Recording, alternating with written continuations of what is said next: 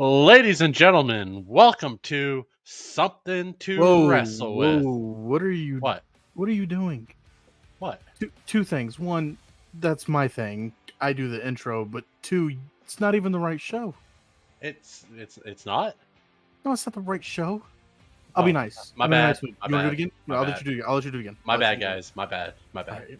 right. Okay, I got this. I got this. Okay, Let's my go. bad. I got this. Yeah, let's. Ladies and gentlemen, welcome to What Happened No, When? no, What? it's the wrong show again. That's not us. No, You've been watching. dude, we talked about this 83 weeks ago, okay? Oh, you've been watching too much wrestling podcasts. No. Let me do this. Let me do What? it. You know, I just try to help out, and this is I understand. this is I appreciate it. this is what I get every week. Every week. I from you appreciate guys. it. I appreciate it. You're No, doing a great I job. just You're try to doing a great help job. out. I just You're try doing a great job. I do it all, and this is what I. Whatever. Go do it. Fine. Ladies and gentlemen, welcome to Top Rope Renegades. This week in wrestling, this is episode number 16. My name is Kurt, alongside RK. RK, how are we doing now? How are you doing? How you feeling? Doing good, man. It's Thursday. We're on time again. Might be like the third. It's still been crazy. I mean, work and shit, but we're here. We're ready. We got a lot of wrestling and news to talk about this week. Some wild things have gone down. Yeah, it's been a very interesting week in the professional wrestling landscape. We are on the precipice of SummerSlam taking place this weekend. Precipice. Saturday. Big words for a big pay-per-view taking place Saturday in Cleveland, Ohio, at the Paul Brown Stadium where the Cleveland Browns play the football. And if you are an NFL watcher, the NFL preseason kicked off today. So Cool. Football's back. I can guarantee you I'm not choosing between wrestling and football. Oh, no, I'm not. No. Sundays are for football and Jesus, I think, or whatever Tom Brady said. Anyway, but any cool things going on? You got anything cool before we talk wrestling? Am I supposed to? I'm just asking. I'm just trying to be nice and It's literally just work. relate. It is quite literally just work and wrestling. That is all it is. And out of those two things, one of them I really like, and the other thing I don't. Yeah, I think a lot of people can actually relate to that. I am one of them. My biggest issue with life is trying to find enough time to do everything I want to do, and I don't have enough time to do everything I want to do. But for some reason, one mainstay is work, because you got to work to get paid, and professional wrestling because I love it so much, and as do you. We are 16 episodes deep, and as I said, SummerSlam coming up this Saturday. We are going to have a predictions video. We'll cut it right after SmackDown tomorrow, just in case there's any late additions to the card, stuff like that. We'll cut it right after SmackDown tomorrow, get it posted, so you can watch. Maybe you can watch our SummerSlam predictions during the 4 or 5 hour kickoff show that WWE is doing on Saturday. Just touching on that. I mean, Collision. They moved back their start time, dude. I mean, if you're worried about competing with highlights and reviews and interviews, you should probably just hang it up. No, a pre-show. You're worried about a pre-show. That's crazy to me. Also said, man, you know what? AEW puts on an 11-hour pay-per-view and all the marks go crazy. They put on an WWE puts on an 11-hour one, and they are like, what are they trying to do? I see a mix of that, what you just said, of what are they trying to do, and a mix of people saying, well, WWE marks better never say a single word about AEW putting on a long pay-per-view ever again now. Like, all right, it's SummerSlam. It's the biggest show of the year. Like, it's the biggest show of the... It's one of their big four shows. It's huge. It's their summer... It's their SummerSlam. I mean... It's just... Oh my God, they only put on 2.5 hour pay-per-views, and now they're like, oh my God, they're doing an 11-hour pay-per-view? I know we're going to obviously get into the news here in just a second, but I feel like there's something we need to talk about before we flip over to the news segment, and it's something I sent to you, and you gave me the eyes emoji, and I feel like it's only fair for you to talk about it. Survivor Series War Games, November 30th, is being held at Rogers Arena in none other than Vancouver, Canada. Vancouver, British Columbia, Canada. Mm-hmm. If y'all don't know, I've said where I've lived a few times. I think I even showed my address on one of the shows back like weeks ago. Check it out. It was probably It was probably when we were showing off these. Yes, that's it's supposed to be here tomorrow. It was supposed to be today. I was hoping like podcast, perfect timing, but didn't happen. Just to clarify, I haven't opened mine yet. Still sealed. Yeah, no Killing it. address on the back of that box. So, on. anyways, yeah, come find us, you AEW I'm moving up. marks. Wearing an AEW. Yeah, well, that's fine because Osprey is awesome. But nonetheless, Vancouver, I call it my buddy because Kurt, he's like a million miles away. So he told me, and if he was any close, I'd say, dude, we're going. But I call it my other buddy. He's more of an old school wrestling fan. We go watch indie shows here in town all the time. We're going. We're going. As soon as the tickets are on sale, we're getting them. We're going. Mm-hmm. I was thinking about it myself. It's like, yeah, like there's the shows coming here to Indy as well. We have the Royal Rumble, SummerSlam, and WrestleMania coming. When they announce WrestleMania, what year it is, we're going. Yeah, I feel like both of us have to do. But for like the other two, I'll probably take a good friend or my cousin or something. We'll go watch. I got to see the Royal Rumble, man. I got to see it live. Yeah, that's your biggest show of the year, you said. And besides WrestleMania, you put SummerSlam second, right? That's a big one. My second one has always been Royal Rumble. I love the just the surprises and stuff that come with that one. But I think we're in for some big surprises at SummerSlam, and I can't wait to get into predictions video when we talk about that. It's gonna be a great show, man. All the cards stacked. The cards stacked. That's sick though. Survivor Series, War Games, and you might get a good card for that one. You might get the new bloodline versus the OG bloodline in that one. That will be sick. And what's Cody Rhodes going to do if he's still champion? Cody versus Randy Orton? Oh. Dude, it's Survivor Series. It's one of their biggest shows. It's coming to Canada. That's awesome. So that's cool. And then we really think I'm going to be on worldwide with a giant Top Rope Renegade sign. It's going to be great. Let's go. Sub 2 Top Rope Renegades, and then we'll find a way to print out a QR code so people can just scan it, takes them right to the page. That'd be sick. So yeah, it's pretty cool. No, we love all current of our 17 subscribers. Love you all. Thanks, guys. But we want more. Of course, everybody wants more. We want to be the champions. Yeah. If you don't want to be a champion, what are you doing in any line of work? You don't want to be the best. But yeah, it's pretty cool. November 30th, you have Survivor Series, and then February 1st is Royal Rumble, and I get Royal Rumble. So we get two of the four pay-per-views in our backyards. Basically, yours is a bit more of a drive than mine, but not really. I mean, it's how far of a drive is it for you? If I'm breaking the law, I can be at that arena from my house in 3 hours. Oh, that's not bad, then. That's not bad. If I'm breaking the law. If I'm not breaking the law, it's like 4.5. If I'm I could fly and I'm there in like 30 minutes. If I'm breaking the law, I can get to Lucas Oil Stadium in 5 minutes. Breaking the law. The law. But with that being said, you know what time it is. It's RK's favorite segment. It's a lot of people's favorite segment because they love them. It's the news. It's the rumors. It's the innuendo. Just a quick question. Are we trying out this new thing where we just play music the whole time? Oh, you know what's crazy is I never turned it off because for some reason my headphones are not picking up the audio. So it actually, honestly, if I didn't say anything, it would have been the whole show. Damn. But you could hear me, right? I think it actually worked with the intro. We might just have to do that from now on. I think it worked. I'll have to listen to it back because I can't hear any audio in my ears except for the intro video. That was cool. Not cool. That kind of sucked. Anyway, what doesn't suck is the news, the rumors, and innuendo. And RK has typed up new headlines for me. Have not read them yet, and I'm excited to. So we have the Top Rope Renegades news of the week of July 26th through August 1st, which is today's date. Okay, I knew this was going to be something. Here we go. Tony Khan, what are you doing taking a picture of us? This better not leak on the internet. Immediately leaked on the internet. That is a picture of Shane McMahon and Tony Khan having a conversation, a very nice conversation. And when you get through the news, I don't know, you may come across it. Bully Ray read off a quote from Shane McMahon, correct? 100%. I'm going to touch on that right now. Good. So I got it right here. Let me just pull it up. So via Bully Ray Dudley on Busted Open Radio, Shane McMahon gives a statement about meeting with Tony Khan. Tony and I were connected through a mutual friend, I'm assuming a certain CEO, and we had a great meeting. We talked about many things, but mostly about our shared love for the business and rewards and challenges of working with family. That's a loaded statement.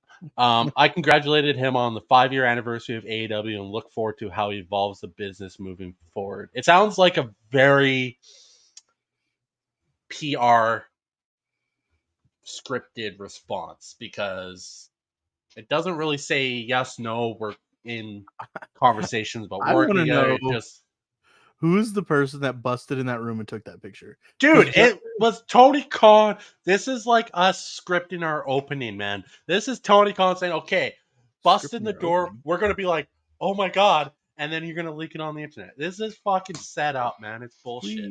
We didn't. What do you? We don't script around here. Sorry. It's all real, people. All of it. It's real to me, damn it. But yeah, it's just a funny picture. What we got next here? What will Like the A? you can't sit there and say that's not fucking set up. So the quote I'm reading here: "What will the AEW marks have to hang their hats on when WWE smashes any numbers posted by AEW at Wembley?" I think. What is this for? Because This of is for the news that broke earlier this week. I yeah, think we might have touched on it because it broke on Friday last week, and I think we recorded on Friday, late. We did we? recorded late into the night already, so I don't So know. I think we might have touched on it, but I just had to put it up here again because honestly, if it does go down at WrestleMania in London, I'm sorry, no all-in number is going to match what No, it. no. Wembley's an 80,000 plus seat stadium. AEW is pulling in what 55,000 at that. Right. Yeah, London WrestleMania, you're looking at possibly 100,000 people being packed into that place for WrestleMania. So I was gonna wait, and once we get into the news, and I was gonna pull this one off, but since we're talking about Wembley, the Wembley Stadium, and All In, I have a ticket update via WrestleTix on the current status of AW All In at Wembley Stadium. 44,646 tickets have been distributed. It is set up for 51,314 people. There are 6,668 tickets still available. That stadium seats for I don't know soccer. I don't know. Anyways, it's an eighty It thousand plus is. seat It's stadium. for soccer. They play like the big finals of things there, and So I it's an don't eighty quote thousand me. plus seat stadium. Don't quote me on this, but I think when the WWE go or sorry, when the NFL goes over there, they play at Wembley as well. What was I trying to find here regarding those released? Come on, where are you at, Julian? From the sounds of it, with all the football talk you're bringing up, American football talk, you're gonna pull a Pat McAfee on us in here like 3 weeks. Yeah, Pat's under a lot of scrutiny right now, and it's kind of crazy to me. But oh, Braun Breaker was on Pat McAfee's show today.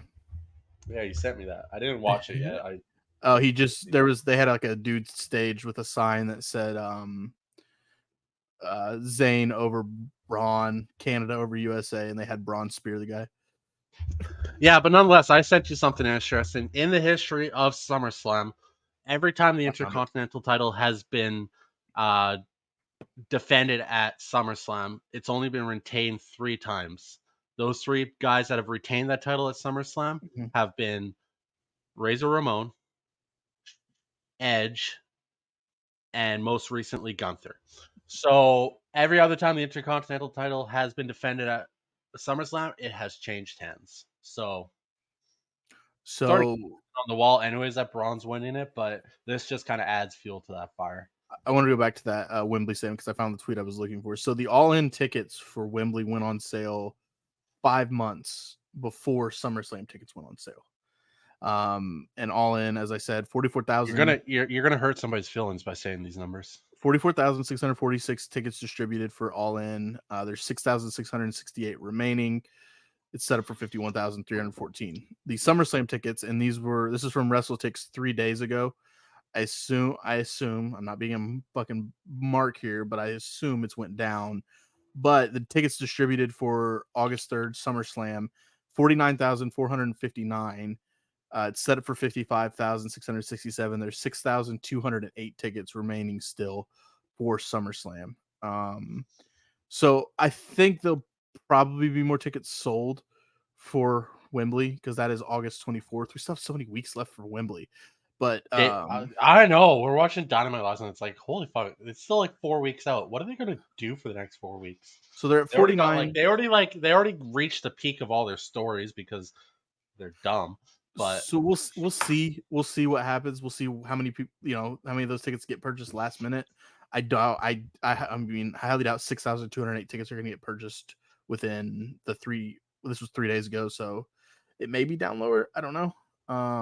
But what I'm shocked about is the fact that SummerSlam is outsold so far, all in, and all in tickets were announced 5 months in advance. why are you shocked about that? I'm SummerSlam is shocked. one of WWE's But biggest shows of the year. the Has point been I'm for 20 plus that's years. no, that's not my point. My point is that the Wembley Stadium show was announced 5 months prior to SummerSlam tickets going on sale. Dude, you sound like a Fed right now. Dave Meltzer is going to come out with a report on Sunday saying, you know what? Those 52,000 tickets sold, those are inflated numbers. WWE bought the tickets themselves and handed them out for free. The actual gate number was only 29,000. Yeah, it's whatever. But yeah, there's that. We got one more headline here. Oh god, I know what this one's about. Hey man, should we watch the Olympics or AEW Dynamite? AEW Hardcore Mark, probably. That's from a direct source. That's from one of our sources. We have boots on the ground. We have boots on the ground in companies, and one of our sources said that there was some guy in the crowd that was like, "Hey man, should we pull the Olympics up? Should we went home and watch the Olympics, or or watch Dynamite? Should we go home? Should we go watch? We should probably go watch the Olympics." I'm trying to make a joke there and it failed because why would he ask somebody in the crowd that's there in attendance? I But was just like saying the same. I'm like, we're that's talking almost about TV. that's We're talking about TV ratings, but that's okay. almost as bad as Will Ospreay's promo on Dynamite. That was pretty bad. But yeah, no, that stems from Meltzer released the number for Dynamite I do have recently that. today. You go ahead and read it because I know you sent it. I'll just pull you do your normal numbers for the week. Anyways, Dave Meltzer posted AEW did 609,000 and a 0.18 against the Olympics last night. Don't have NBC numbers yet. He's basically saying, "Oh yeah, their numbers are lower because of the Olympics." It's like there's not one single wrestling fan on this planet that going, should I watch So the Olympics or wrestling that I love? I can't. So the normal site that I was using they're pretty good about, as you just read, 609,000, 0.18 in the P18. Normally they have all the shows on here, but I don't think they pulled the rating from Sci-Fi is where NXT and Raw were done, but I do have the NXT one here now. They had an average of 468K viewers with a 0.15 in the P18 to 49 rating. Okay, I'm gonna pull on my WWE Fed hat here, and I'm gonna say, you know what? You went to a different network, not a very powerful network by any means. Mm-hmm. Yeah, not everybody has YouTube TV or whatever to just stream whatever all the time. Mm-hmm. Maybe a lot of people just don't have sci-fi in their cable package. If anybody still has cable, which these numbers are pulled off of, because I don't think they count our watch if we record it and watch it after the fact. Does that count that number? We've talked about that. I don't know, and I feel like we're not the only ones. I know obviously we're not the only ones that watch on So delay. I mean, those numbers are kind of stupid to begin with, and I think I've that's never the really live. truly. That's the But live. that's the live watch on cable on average. that channel being watched at that time. The So average I mean, total. the odds that everybody happens to have sci-fi in their cable package, maybe not. So I did want to read the last time the NXT moved to Sci-Fi due to the Olympics was 2022. And The last time the Olympics were held, yeah, that makes sense. The Olympics is every 2 years. Winter. It's every winter and summer split every 2 years. But so this exact situation last time they 2022, the average was only 400K with a 0.07 in the prime rating. So it topped the total average viewers by 17% and then by 114% in the main demo. So and me reading that off makes me sound like an AEW mark because, well, we're doing better than we did this time and it's just a little bit better than that and blah blah blah blah blah. Well, but that's because you're the one who makes me watch that shitty show. Oh, don't you You're like you even you're dare. like we gotta watch Don't AEW. you even It's dare. so good. I'm like, Don't I you don't do know. that. Don't you even try that, because for the past 2 weeks, I've dreaded turning that on, and I've said, "Can we stop watching this?" He's lying, guys. He loves AEW. Shout out to Mister Samantha Irvin. What do you Freaking got? Mark over. Samantha Irvin broke the internet. What is up with WWE ladies trying to break the internet? So she Rhea did Ripley trying to so break the internet on Monday, and then Samantha Irvin breaking the. Jesus, so that's what she does on Wednesdays. And somebody had I don't actually care. tweeted no, I don't. She could do it every day. I'd be happy. somebody had tweeted at her and said, like, taking shots like, "Oh, well, what do you get for posting yourself half naked on the internet?" Blah blah blah. And she said, "Oh, just wait till this Wednesday's post, and then post the one where she's naked, but her hair is covering everything." And it's It's like, very classy. It's very classy, classy. bougie, ratchet. What do you got in news, rumors, and What? innuendo this week? What? I'm not up with your kids' lingo, but ratchet sounds like a bad term. It's just a song. I just quoted a song. Okay, cool. Don't be talking shit about Samantha Irvin. Never. That woman is beautiful. News again. Oh man, I cannot stay on top of things right now. I'm going to be kind of picking and choosing again this week. So, multiple outlets reported that Triple H and Nick Khan had a surprise meeting this week with Mayor Sadiq Khan. There's a lot of Khans out there. Regarding the possibility of bringing WrestleMania to London for the first time. We've already touched on that multiple times. I'm sure Mhm. even last week. So, anyways, nonetheless, as far as CM Punk's contract renegotiation with WWE is concerned, WrestleVotes heard the company is extremely happy with Punk's attitude, commitment, drawing power, both TV numbers and social media views, and big merchandise sales. It's safe to say they want to continue the momentum for as long as possible. This guy is a cancer. He's a He's cancer. horrible. He's terrible. He paused way too long in his promo on Monday, so he just doesn't have it anymore. I've heard Who it the all. fuck is saying that? It was on Twitter. They were like, "This is That was embarrassing." massive dramatic pause. That whole promo was awesome. He was Seth just Rollins killed it. Fuck Dave Meltzer and like, oh, this is supposed to be a serious fucking who program. And it's like, what? who If fucking Seth Rollins came out there looking just like a normal referee, Dave Meltzer would be like, oh, what? Why is he dropping his gimmick? Why is he even bothering being in they could just have a regular. Dave Meltzer the just likes to fucking bitch about everything. the complaint was, "Oh, he paused so long and he was hoping he was going to get them CM Punk chants and he didn't." Dude's washed. They're just haters, man. There's haters everywhere. Go watch Will Ospreay's promo and come back to me. It was Jesus tough. Christ. Um, I want to read some. I'm just going to read these out because some of them are just stupid, and I'm just going to read them. Similarly, when PW Insider asked why WWE would initiate these contracts talks if they already have Punk locked in for multiple years, one source responded with "New World, huge numbers, merch, and socials." Yeah. Do you want to talk about what Contracts? CM Punk said on Sports Illustrated, since we're on the CM Punk topic? Oh, Where oh. he was asked about the footage again being released by AEW a few months back of the All In brawl, and I would have probably got there eventually, but we're on Punk uh, now, so Punk's comment was, "I don't think it didn't help them and it didn't hurt me. Kind of crazy being the biggest draw in two companies at the same time." that's a shot.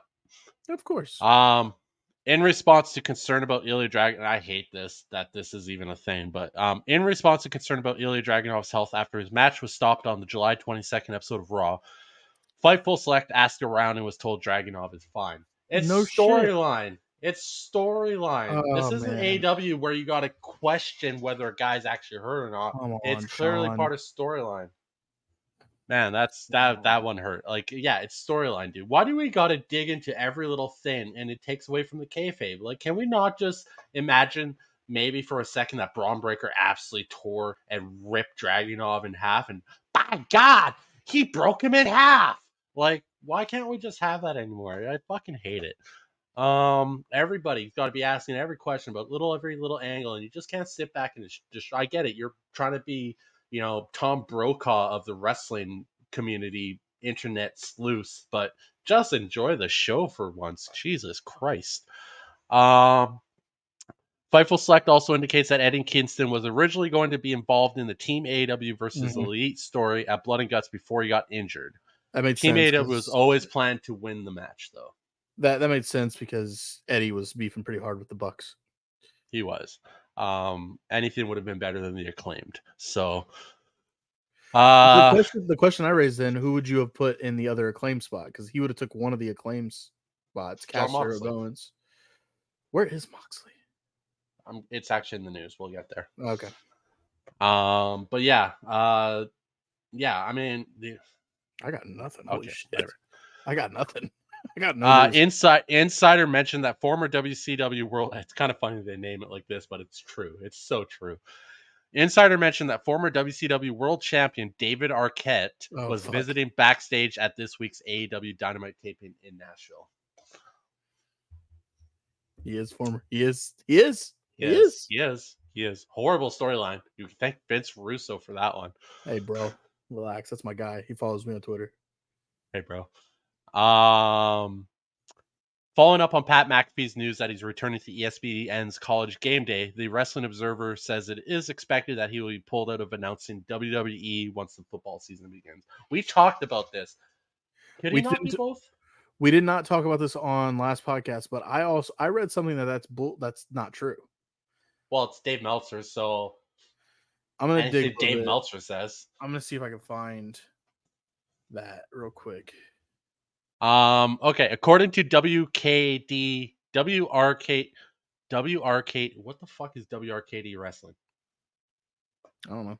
All right. I gotta look that up. Anyways, even though Drew McIntyre deleted his picture with Jack Perry from social media, there is zero concern of any backstage heat. McIntyre is working closely with CM Punk on their program, and all references to past AEW or backstage issues have been given the green light by Punk ahead of time. Again, why do we do this? Why do we take away from the allure of the story?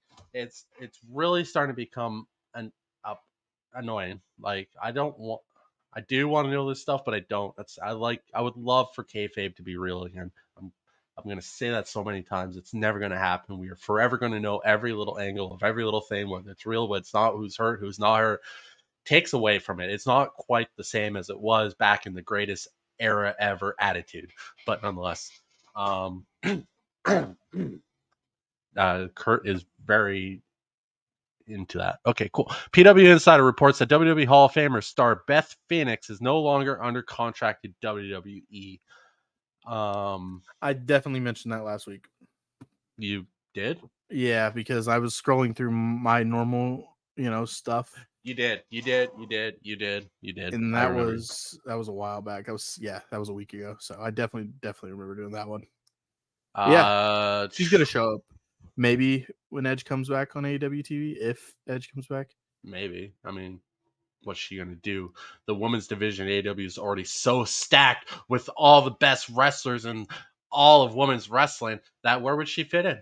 There'd be no time for her. You know what I mean, you got to give all the time to Mercedes and Britt and Tony and Mariah. Since we're talking about Mercedes, I have some TMZ news about Mercedes Moné. I don't know if you saw this yet. No. She is she's gotten a divorce from her in her relationship. Yeah. She's actually from what she said in an interview that they've been separated since 2020 and the divorce was just finalized. So you're saying there's a chance? I don't want a chance with Mercedes Moné. I'd like a chance with Sasha Banks. Oh, Mercedes Moné looked really good last night. She did, but yeah, not promo wise. But yeah, I guess. I guess they have gotten a divorce. I forget the guy's name, but he like made all of her gear. Yeah. Oh, I know. We brought it up like in the show when she popped back up on AEW, but it's really not important. I could really care less about dating lives of wrestlers. Unless it's Buddy Matthews and Rhea Ripley. Sarath Tone. That they've been separated since the end of 2020 and that they've officially got a divorce. Yep. There it is. Cool. Okay. So you're saying there's a chance? Sure. Nice. Dave Meltzer on John Moxley. He hasn't been backstage at any AEW TV tapings since Forbidden Door. It's believed the company has given him some time off. Which it's totally deserved. The dude was traveling back and forth to Japan and doing shows, and yeah, the guy's a workhorse, and yeah, he deserves some time at home with Renee. And I think they have a daughter. I think they have a daughter too. Yeah. Let's chill. Even though Renee's on TV every week. But it's Meltzer, AEW. There's no live shows, so she just gets to go home anyway. yeah. Osprey's out there grinding every week though. What did Meltzer say? Meltzer also claims that AEW was initially hoping to book Okada versus Omega in London's Wembley Stadium at All in 2024, but it doesn't look like it will happen due to Omega's. When were they planning this? Omega's been out since Say like that again? November of last. Meltzer Yeah. also claims that AEW was initially hoping to book Okada versus Omega at All in 2024. Did And they think that I did Omega hear was you. going to miraculously recover from diverticulitis in 2 months? I did hear you the first time, but I definitely had to have you repeat that because I needed time to think and try and do the math. When did Okada sign? First of March. this year, right? March. By then we already He knew. appeared in March. But by Or then February. I don't fucking. we knew about Kenny in late Yeah. 2023, right? Yeah. I I mean, know. I can see where they definitely would have wanted it, but there's no way you would have penciled that in to be for sure. Yeah, wrestlers are a different breed and they come back from shit a lot faster. But even though diverticulitis surgery and shit, that's like 9 months recovery for most average person. So maybe a guy that's in really good shape will recover a bit faster, but you still have your like intestine removed from your body. So I don't know, man. Anyways, Meltzer. I am excited for when Kenny does come back, and that return is going to be great. I just want to see Kenny Omega wrestle again Oh, 100%. because I know I'm wearing a Will Ospreay shirt, and I think I said this to you. I think Kenny Omega is better than Will Ospreay. I believe I've always said that. For a while, I was like, man, Will, and it's not against Will's fantastic, but Kenny Omega, man, He does it best, all. Does yeah. it all. So Huh. he is the best belt machine. He is Yeah, going down in the history books as one of the best wrestlers of all time, if not the best. that's And a he tough did it one, all. And he did it all without the WWE. and that's a conversation for another time. We will definitely have to have that at one point. But yeah, carry on. Yeah, whatever. Brock Lesnar, Wrestling Observer, still his status remains unchanged. Yeah, no shit. I don't care about betting odds for a wrestling show. That's just ridiculous to me. I got one if you're running low over there.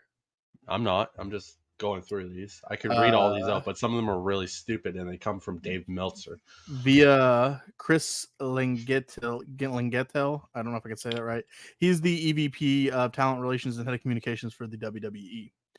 He said via the Sports Media podcast that WWE is not interested in doing a super show with AEW, despite Tony Khan being open to the idea. His quote was, "No interest.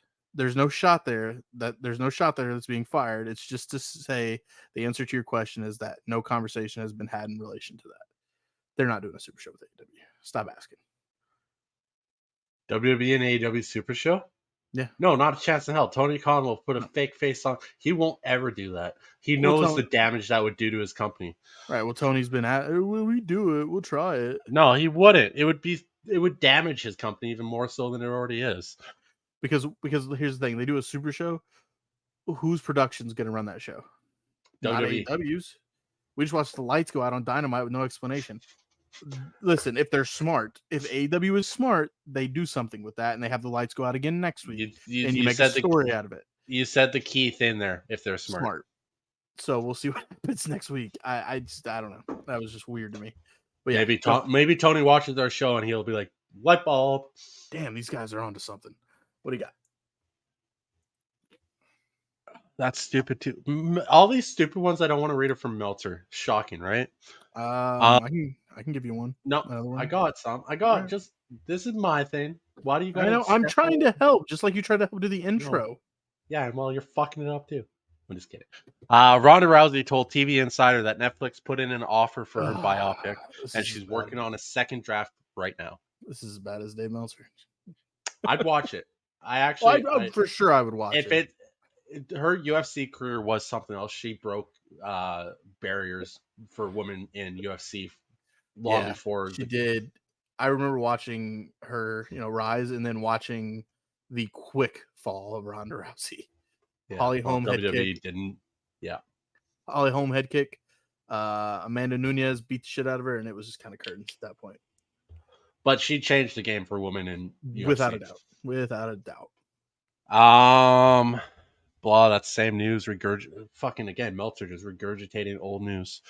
Bryan Danielson is legitimately beat up heading into All In, with Fightful Select reporting that AEW has prevented him from participating in some things that were originally planned. Yeah, because you guys don't work safe. That's why he's legitimately beat We'll up. get to Dynamite, and I have a theory that probably isn't going to happen, but basically it's Swerve should beat Bryan Danielson at All In. But Charlotte Flair posted a video of her training in the ring at WWE Performance Center on her Instagram story yesterday. This was as of the 30th, so on the 29th. Sean Ross Sapp said on his Backstage Report podcast he expects Flair to be out for 2 or 3 more months. yeah, that's fair. Regarding another anticipated return to the WWE Women's Division, Sapp said, I haven't heard of plans for Alexa Bliss coming back as of now. But SummerSlam, big show, there's going to be something happening. Something is happening. You never know, man. They love to do their big 4 shows or where they love to do their reveals. CM Punk Survivor Series, their Royal Rumble surprises are always there. WrestleMania is always just Unpredictable. great. SummerSlam, always unpredictable. They're big 4 shows, you just never know what happens. WWE is actually pretty good at keeping some things under wraps. Yeah. CM Punk. Mark Henry told TMZ Sports that he's doing the booking for all Caribbean wrestling now. The independent promotion has a show planned with MLW coming up, and he has spoken with people in WWE, and they would do something together potentially. Would love to. That's awesome that you just mentioned Mark Henry, because I have some news regarding Mark Henry too. All right, have at her. Not Mark Henry per se, but current Oklahoma, the College of Oklahoma, the Oklahoma Sooners wrestler Jacob Henry, the son of Mark Henry, just announced literally like 2 hours ago at a live show Mark Henry was doing. He came out on stage and announced he has signed a contract with the WWE. Nice. Have you seen Jacob Henry? No. I'll let you keep looking. I'll find a picture of him. He's Mark Henry's son. So what do you expect? A beast. He's a fantastic wrestler. Fightful Select heard from WWE source who indicated there could be some additions or alterations to the current SummerSlam card, pointing out that right now isn't a lot of variety among the 7 singles matches, with few, if any, extra stipulations. Here you go, Arcane, for the people watching.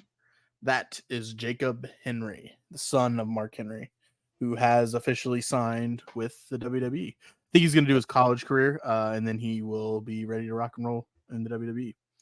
But I've heard Mark Henry talk about his son before on the Busted Open podcast, and that his son is always asking and talking about wrestling. So he wants it. He seems to be into it. So it's pretty cool. Brian Alvarez pushed back on speculation that Sammy Guevara was sent to Ring of Honor because Mercedes Moné is on the AEW roster. Do you know anything about that? I don't know anything. Is there some kind of heat between Sammy and Mercedes? Let me dig, but I don't think so. This is live, people. We don't do our research first. Well, normally we'll get back. We'll be a little. I mean, fuck it. We're doing our thing, but it's been a hectic month.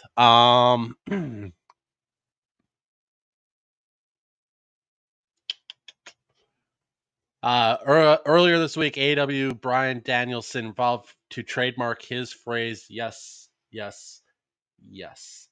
That's awesome. It is his. He made it a thing. Just a reminder to all the AEW marks out there, though. WWE made him popular. Oh, Jesus Christ. Okay, so it's something. Let's go. Give me the dirt. Give me the dirt. So Sammy Guevara was suspended.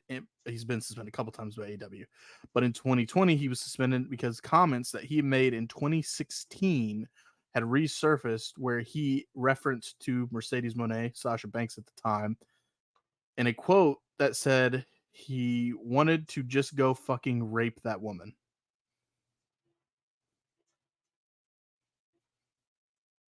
That is a comment that he There's made no way. in There's no way. 2016 that he said he apologized for the comments and noted that he had spoken to Mercedes about the issue. The No, you don't. wrestling wrestling observer You don't Brian come back from Alvarez that. has suggested that Guevara's Ring of Honor return had anything to do with Mercedes Moné. He said they jumped to the conclusion that he was moved to Ring of Honor because Mercedes is on the main AEW television show. That there's no way it has to be. All I can tell you is Sammy has been ready to go. Blah blah blah. That had nothing to do with Mercedes. I didn't know that. That's not even. I would not have that person anywhere near anything. That is not even a joke. That is not even funny to say.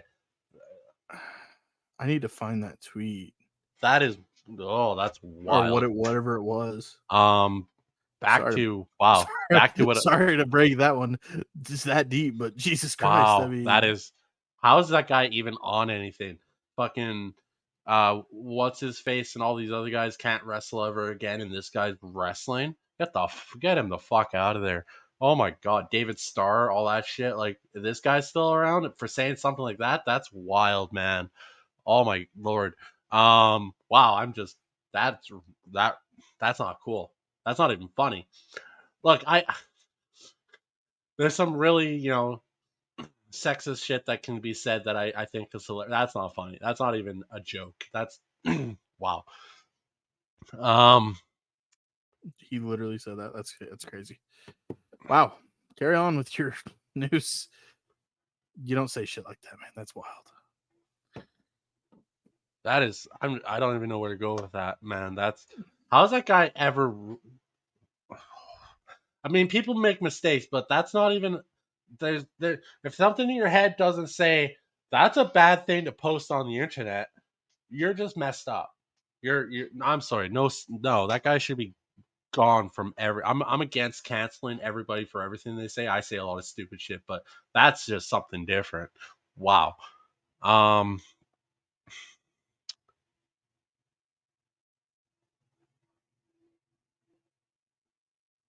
okay, that's kind of cool. Okay, WrestleVotes asked the longtime WWE employee friendly with Shane McMahon. I just did not say that good at all. WrestleVotes asked a longtime WWE employee who is friendly with Shane McMahon about the picture of McMahon meeting with AEW's Tony Khan and was told, Shane's as smart as they come. Taking a preliminary meeting does not surprise anyone here. And for what it's worth, Mercedes Moné tweeted, LOL, I took that pic. So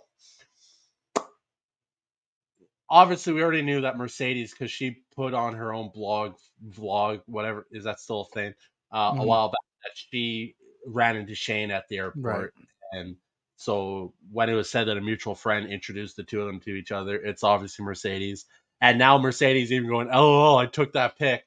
It's all set up. It's all set up. It's all set up. It's Tony Khan just wants to be front and center of everything because he's an egotistical maniac, and there was another egotistical maniac running a wrestling company at some point too. Eventually, can no longer have anything to do with wrestling. So I just said it. Tony Khan is just that's stupid. You're just making it all about you all the time. You should be maybe pushing some of that amazing talent you have better than pushing yourself to the forefront of every freaking story. I don't care about that. Will Ospreay's feud with MJF has been planned for months, according to Fightful Select. Yeah, no shit. The I reports just read mentioned that that. part of why Ospreay wanted to put Swerve over at Forbidden Door was take the possibility of a Swerve rematch off the table for All In. Yeah, we already knew that. As a match between Ospreay and MJF was always set to take place in Wembley. If it was always set to take place in Wembley, why'd you give away that fucking 8-star match on free TV? Your Wembley match is gonna not. You're gonna be comparing it to that match, and it's never gonna live up. It can't. It's not possible. Yeah, whatever. Ridiculous. Yeah, ridiculous. After Kyle Fletcher's promo on last night's Dynamite, Dave Meltzer posted that Fletcher was a late replacement for AW's first choice for the spot, but the person had commitments he couldn't get out of. When pressed on who that person was, Meltzer replied he was nobody you think of and a very outside the box choice. Meltzer just talks in these very vague terms because he doesn't have a fucking clue. You want to be this big revolutionary, this big visionary fucking Seth, freaking reporter sorry. of freaking reporter on wrestling news, and then you don't even go all the way. You just give these vague terms. It's so stupid. And He's honestly, it just sounds like you're defending AW Kyle Fletcher's absolutely horrendous fucking promo. You're just defending it by saying this shit. Oh, it was last second. That's why it was so horrible. No, you just let your wrestlers write their own promos, and sometimes guys shouldn't be writing their own promos. Ray Phoenix's AEW contract expires sometimes in the next few months. AEW has made offers to Phoenix, but there's no word on where they stand with him at the point. His brother Penta is in a similar situation. I said this like 3-4 weeks ago that there's a possibility that Penta's interested in WWE and WWE's interested in Penta. So get both of them. Get the Lucha Bros. Penta, Phoenix, WWE. Come on. Elijah Holyfield. I don't know anything about this. Elijah Holyfield, son of former heavyweight boxing champ Evander Holyfield, will be taking part in WWE tryouts happening over SummerSlam weekends. Yeah. Okay. Cool. Hall of Famers Kane and Rick Steiner. Braun's winning. Okay. Hall of Famers Kane and Rick Steiner are scheduled to be in Cleveland for WWE's SummerSlam weekend. Yeah, of course. Braun's winning. Rick Steiner's going to come out, congratulate his son. It's going to be great. Yeah. And then Braun's going to push Rick and make a storyline between Rick and Braun. Rick's going to come back. We're getting the Bulldog back, baby. Okay, calm down. Calm down a little bit. He's coming back. We're going to get... Dude, next will be Big Papa Pump coming over. It's going to be a family feud. You want to see the real bloodline? That's the bloodline. I'm taking the Samoan bloodline. I'm sorry. I honestly don't know. Big Papa... Scott Steiner's dead, isn't he? That's Scott Steiner. No, Scott Steiner's not dead. Is he not? No. Okay, cool. Then I'm not being weird about saying that he could come up. I know who Big Papa Pump is. Did you just say that you know who Big Papa Pump was? No, he's not dead. He's 62. He's chilling. Okay, cool. So yeah, we're gonna get a Steiner family reunion. It's great. I'm sorry, Scott, you're not dead. Rick's still alive too. Well, I know he's gonna be at Summer. How the fuck can he be at SummerSlam weekend if he's dead? Carry on. Oh God. When you're done, you tell me. I got one storyline. One story. WrestleNomics obtained WrestleNomics sounds like John Cena's wrestling fucking podcast. Obtained public records which show WWE will receive a $5 million grant from the Las Vegas Convention and Visitors Authority in exchange for bringing WrestleMania to the city next year. WWE will also get rent-free use of LVCVA's Las Vegas Convention Center West Hall, presumably where the World formerly Access will take place. Yeah, that's not. How's that news? Obviously, WrestleMania is a. Go listen to listen to something to wrestle with. Bruce Pritchard breaks it down perfectly. WrestleMania in the beginning, it was to showcase WWE's talent, biggest show, wrestling. Became WrestleMania saved the company back in the 80s, basically. Right. And then it became to a point where it's like they were getting cities calling them to, hey, can you hold WrestleMania here next year? And they got that aha moment. It's like, wait a second. If cities want us to come to do WrestleMania because they know all the money will bring in the cities, like, why don't we start bidding it out to these cities? Why not? It's smart business. How is this news? Yeah, of course Las Vegas is paying them money to go there. It's not even like think about the amount of money that the Indiana Sports Corporation is paying the WWE for 2 nights of WrestleMania, 2 nights of SummerSlam, and the Royal Rumble. I don't even want to know what that total is, but they're going to make you're gonna make it back hand over fist. So yeah, why wouldn't WWE monetize their big shows to make cities want them? It's a boon to the industry. Anytime anything big happens in any city, it boosts the economy. It's plain and simple. It's simple economics, people. It's thugonomics from the WrestleNomics podcast. Can't see me.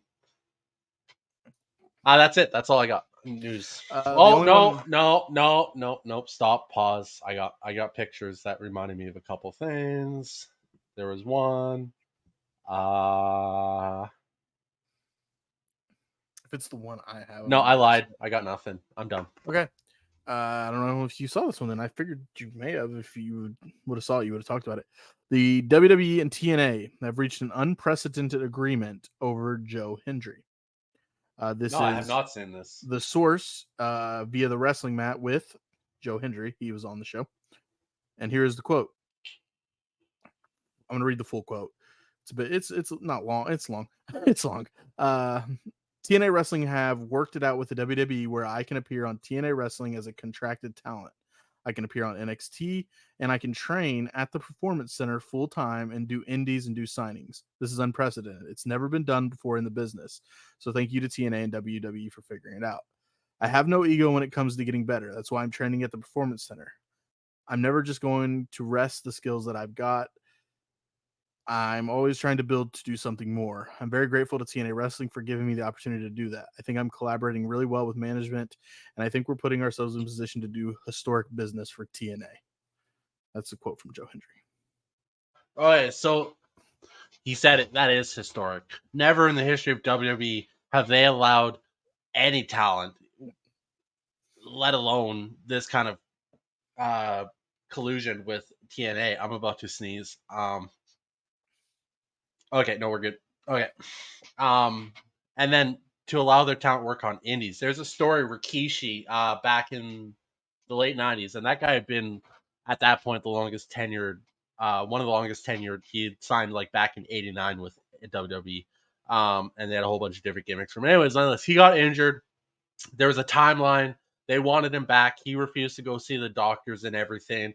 And then it was found out that he did an indie show for his cousin, and WWE was like, "You're gone. That's it." WWE for the longest time under Vince McMahon, their talent would not be allowed to do anything outside of the WWE. Mm-hmm. Obviously, Joe Hendry's a TNA talent, but he's basically WWE now. It is. I mean, you can't say that it's not. He's all over everything right now. So for WWE even to agree to this kind of a thing is wild, wild. I we both watch Cultaholic, and one of the videos that they do every week is they get three of the guys on Cultaholic together and they do some pitches, like what they want. It's not what they think is going to happen at a big pay per view. It's what they want to happen. And one of the pitches made me actually go, "Oh, that'd be insane." For Braun Breaker versus Sami Zayn, this is going to tie into Joe Hendry. Braun Breaker versus Sami Zayn. Sami comes out, tries to hit a haluva kick super fast, misses. Braun spears him 3 times, and Braun beats him quickly. And Braun gets on the mic and says, "I came out here to prove I'm the best, and that match was easy. I didn't even break a sweat. Give me somebody else. I don't care if it's from NXT, Raw, SmackDown. I don't care if it's anybody else. I don't care if it's Joe Hendry. Say his name." And Joe Hendry comes out and challenges Braun Breaker for the Intercontinental Championship at SummerSlam. That'd be wild. That is not happening, but that would be It's not wild. happening. It's not happening. But that just it made me laugh. I was like, "Oh, that'd be crazy." So shout out to the boys at Cultaholic for that. You know what? I just have to point out that Kurt actually hates Joe Hendry, by the way. So What the fuck I are you said, doing? fuck you. I said Joe Hendry could be champion one day. You're like, no, he could not. It's like, dude, it doesn't matter if you're the best wrestler. It doesn't matter. It's all about are you over? If the fans demand it, it's gonna happen. Look at Bryan Danielson. Look at Kofi Kingston. Bryan Danielson would not be wrestling to this day and be as popular as he was if it wasn't for the fans of the WWE. Yes, that's right, AEW. Bryan Danielson only exists because the fans of the WWE willed it into existence. So, nonetheless, Bryan Danielson, Daniel Bryan, I don't know which one I said the first time. I don't care. Joe Hendry is that guy that has the potential to carry the title just purely based off of fan wanting it. And also, I love Joe Hendry. I want to pay him to pop up when we say his name once. That'd be just great. He's like, "Hey guys," and then he just leaves. Just 5 seconds. I'll pay him money. I don't care. I think Um, Joe Hendry's fantastic. I just don't think he's you. What you were referring to was him being WWE a world champion in WWE, correct? yes. No way. I don't see it. Why I just not? don't see. I Why don't not? see it. Why I not? don't think Joe Hendry is that. No, you're wrong. How long is this gonna last? Oh, like a day. Finn Balor held the title for a day. Not that. The say his name Joe Hendry gimmick. Doesn't matter. He's had different gimmicks and they've all gotten over and everywhere he's gone. Well, one, he's still contracted by TNA for a while. It's why he's so popular right now. It's his gimmicks. I just don't see it. It'd be sick. I'm not saying it wouldn't be, but I just don't see a Joe Hendry being a WWE or World Heavyweight Champion in WWE. Top Rope Renegades, episode 152. Joe Hendry is world champion and Kurt is wrong. Yeah, I'll eat. You're right. I will eat my words. I will 100% eat my words. If Joe Hendry, and we can book this in your mind, and you'll hopefully never forget it. If Joe Hendry ever wins a WWE or World Heavyweight Championship, if you think for a second that I won't bring it up if he I'm wins, very aware. I will do a punishment of eating a super hot pepper or something like that on stream. Basically, it's eating my words that I was wrong. I will eat a super spicy pepper or one of those fucking chips that kills people. Okay, I will not be forgetting this. Because I just don't see it. I think he's fantastic, and I love Joe Hendry, but a WWE World Heavyweight Champion, he's got the easy IC or US Championship. No, back this. I said champion in WWE. Oh no, we're not doing that. I said champion. No, don't you try, because I literally looked at you and I said, you're referring to WWE or World Heavyweight Champion, and you said yes. No, WWE World Heavyweight or Universal or Undisputed, whatever one it's called right now. One of the two big titles. Yes, that's what you're referring to. Yes. And I say not no. just the World Heavyweight. I'm talking both the main titles. I said the WWE Championship and the World Heavyweight Championship. Okay. I'm not referring to the United States or IC title. That for sure is a Joe Hendry title. The United States title on Joe Hendry makes way too much sense. A title on Joe Hendry, period, in WWE makes way too much sense. That's pushing it. See, that's pushing it. Kofi Kingston was fucking champion. What the? Kofi deserved it. Joe Hendry doesn't. Look where he came from. He's 36, and now he's just starting to get his chance because he's worked his ass off to get it. Self-made millionaire, I think. Probably. That's pushing it. You think he's a millionaire? TNA probably one of the highest TNA stars, I would imagine. I actually doubt that. For some reason, I doubt that. I mean, we're probably talking like 250,000. But yikes, Jesus Christ. Well, you said you were out of news. You got anything? WWE for just doing nothing gets paid 350,000 if you're on the main roster. So he's probably getting some residuals for all the stuff he's doing. He came up with his own gimmick. I'm sure he's probably trademarked it to himself. Yeah, it's possible. What's going to be hilarious is if merch starts popping up with Joe Hendry in the WWE. Then we have things to talk about. Somehow WWE would have to take the trademark over on it, but right now you can get his shit on pro wrestling tees and stuff. So, well, I feel like if Joe Hendry is selling merch and if WWE is selling Joe Hendry merch, I think he's got to be signed by WWE. Right? There's no way they would sell Joe Hendry merch without him being a WWE superstar.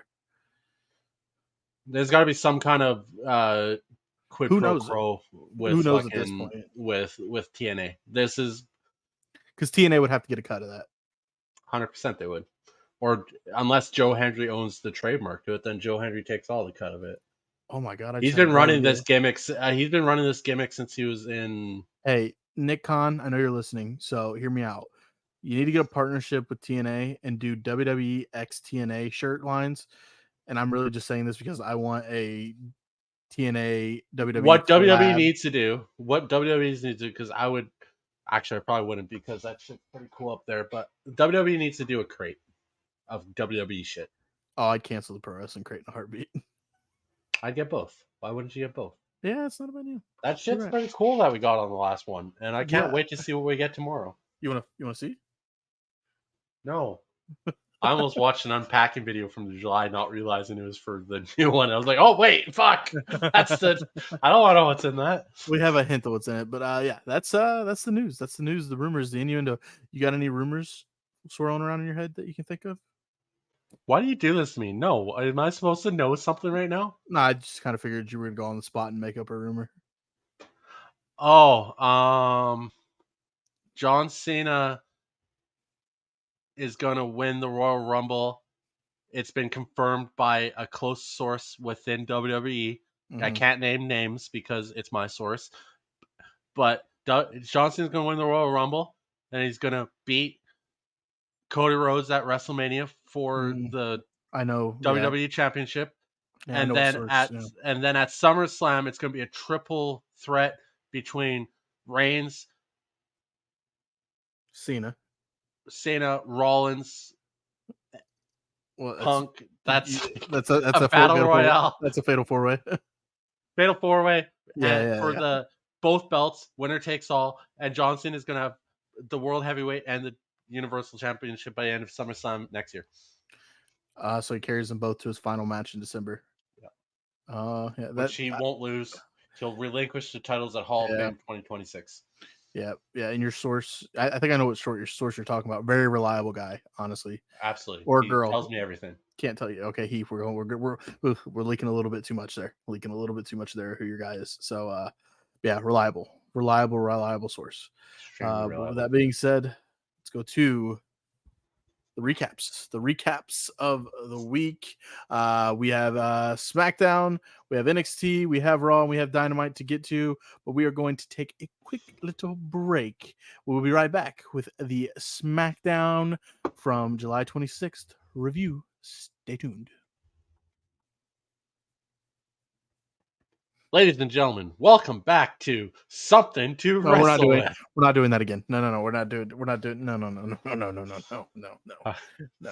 No. This is a professional level, legit show we do here, right? We run It's a serious show. It's a serious program. How dare you have any silliness? How dare? Yeah. You can't have any How joking. dare you use your gimmick that you've been using for the last 4 years? Yeah. In a promo. How dare you? It's uncalled for, it's ridiculous, and it's honestly unprofessional. So totally. They should have just had it be fucking just she should have come out as Tyler Lopez. Like, who the fuck's this Seth Rollins guy? Who the fuck is Tyler Lopez? Tyler Black? Isn't his name Tyler Lopez? It's Colby. His name is Colby. Tyler Black, Colby Lopez. I was just Seth Rollins. It's the same guy.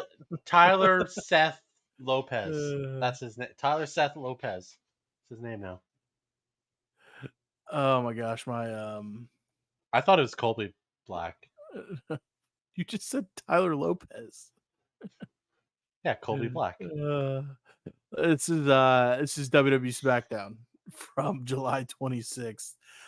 Mentioned that this was the SmackDown recorded after the previous week's SmackDown because a lot of superstars were in Japan. Thanks, Logan. Thank you, Logan Paul. We kick things off with the Bloodline meeting with Nick Aldis and said they would have to forfeit.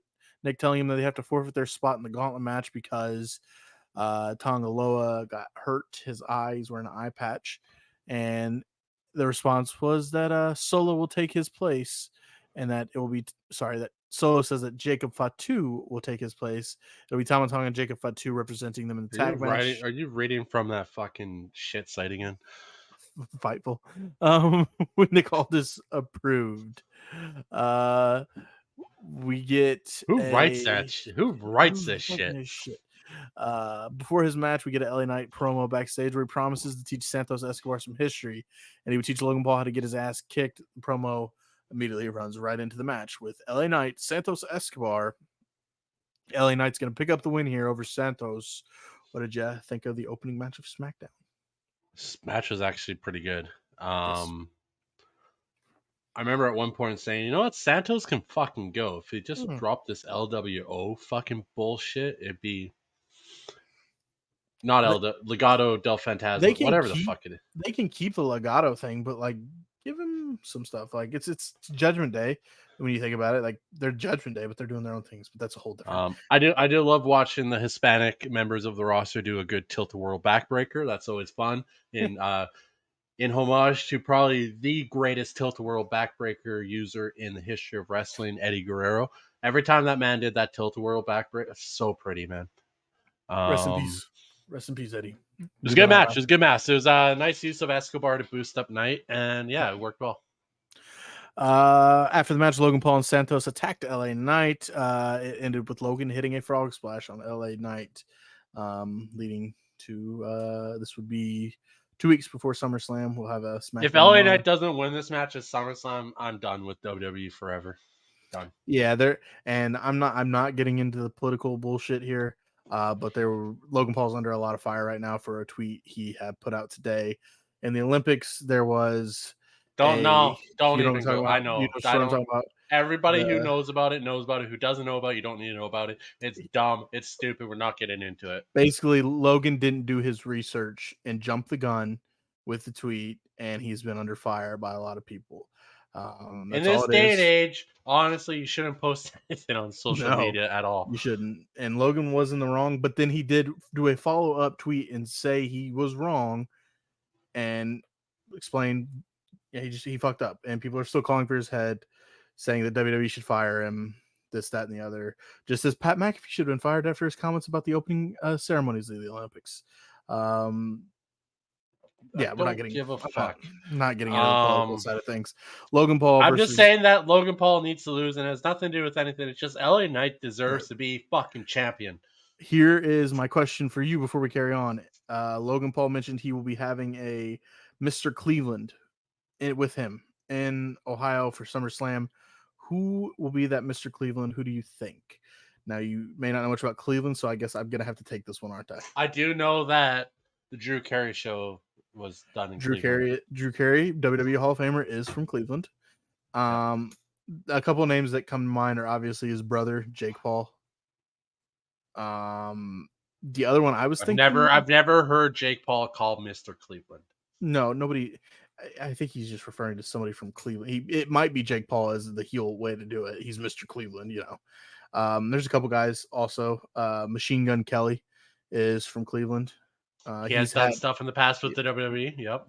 And he is actually doing some music with Jelly Roll too. Him and Jelly Roll put out a song together, and Jelly Roll is main musician in the song of SummerSlam. Dude, I cannot wait for him to perform Liar. That's got to be the pre-show, right? That song is fucking fire. No, put it right before the main event. Put him right in the dead center of the ring. Fucking. That was but a liar. Wasn't it MGK that played John Cena out at WrestleMania? Fire. What's that? Didn't MGK play John Cena out at WrestleMania one year? Yes. No. Yeah. I think so. He got like power bombed by someone. That was on a regular. I think at WrestleMania his song was he played at WrestleMania for John Cena. Maybe. I don't know. I haven't. There was a period there where I wasn't watching at all. That's true. That's true.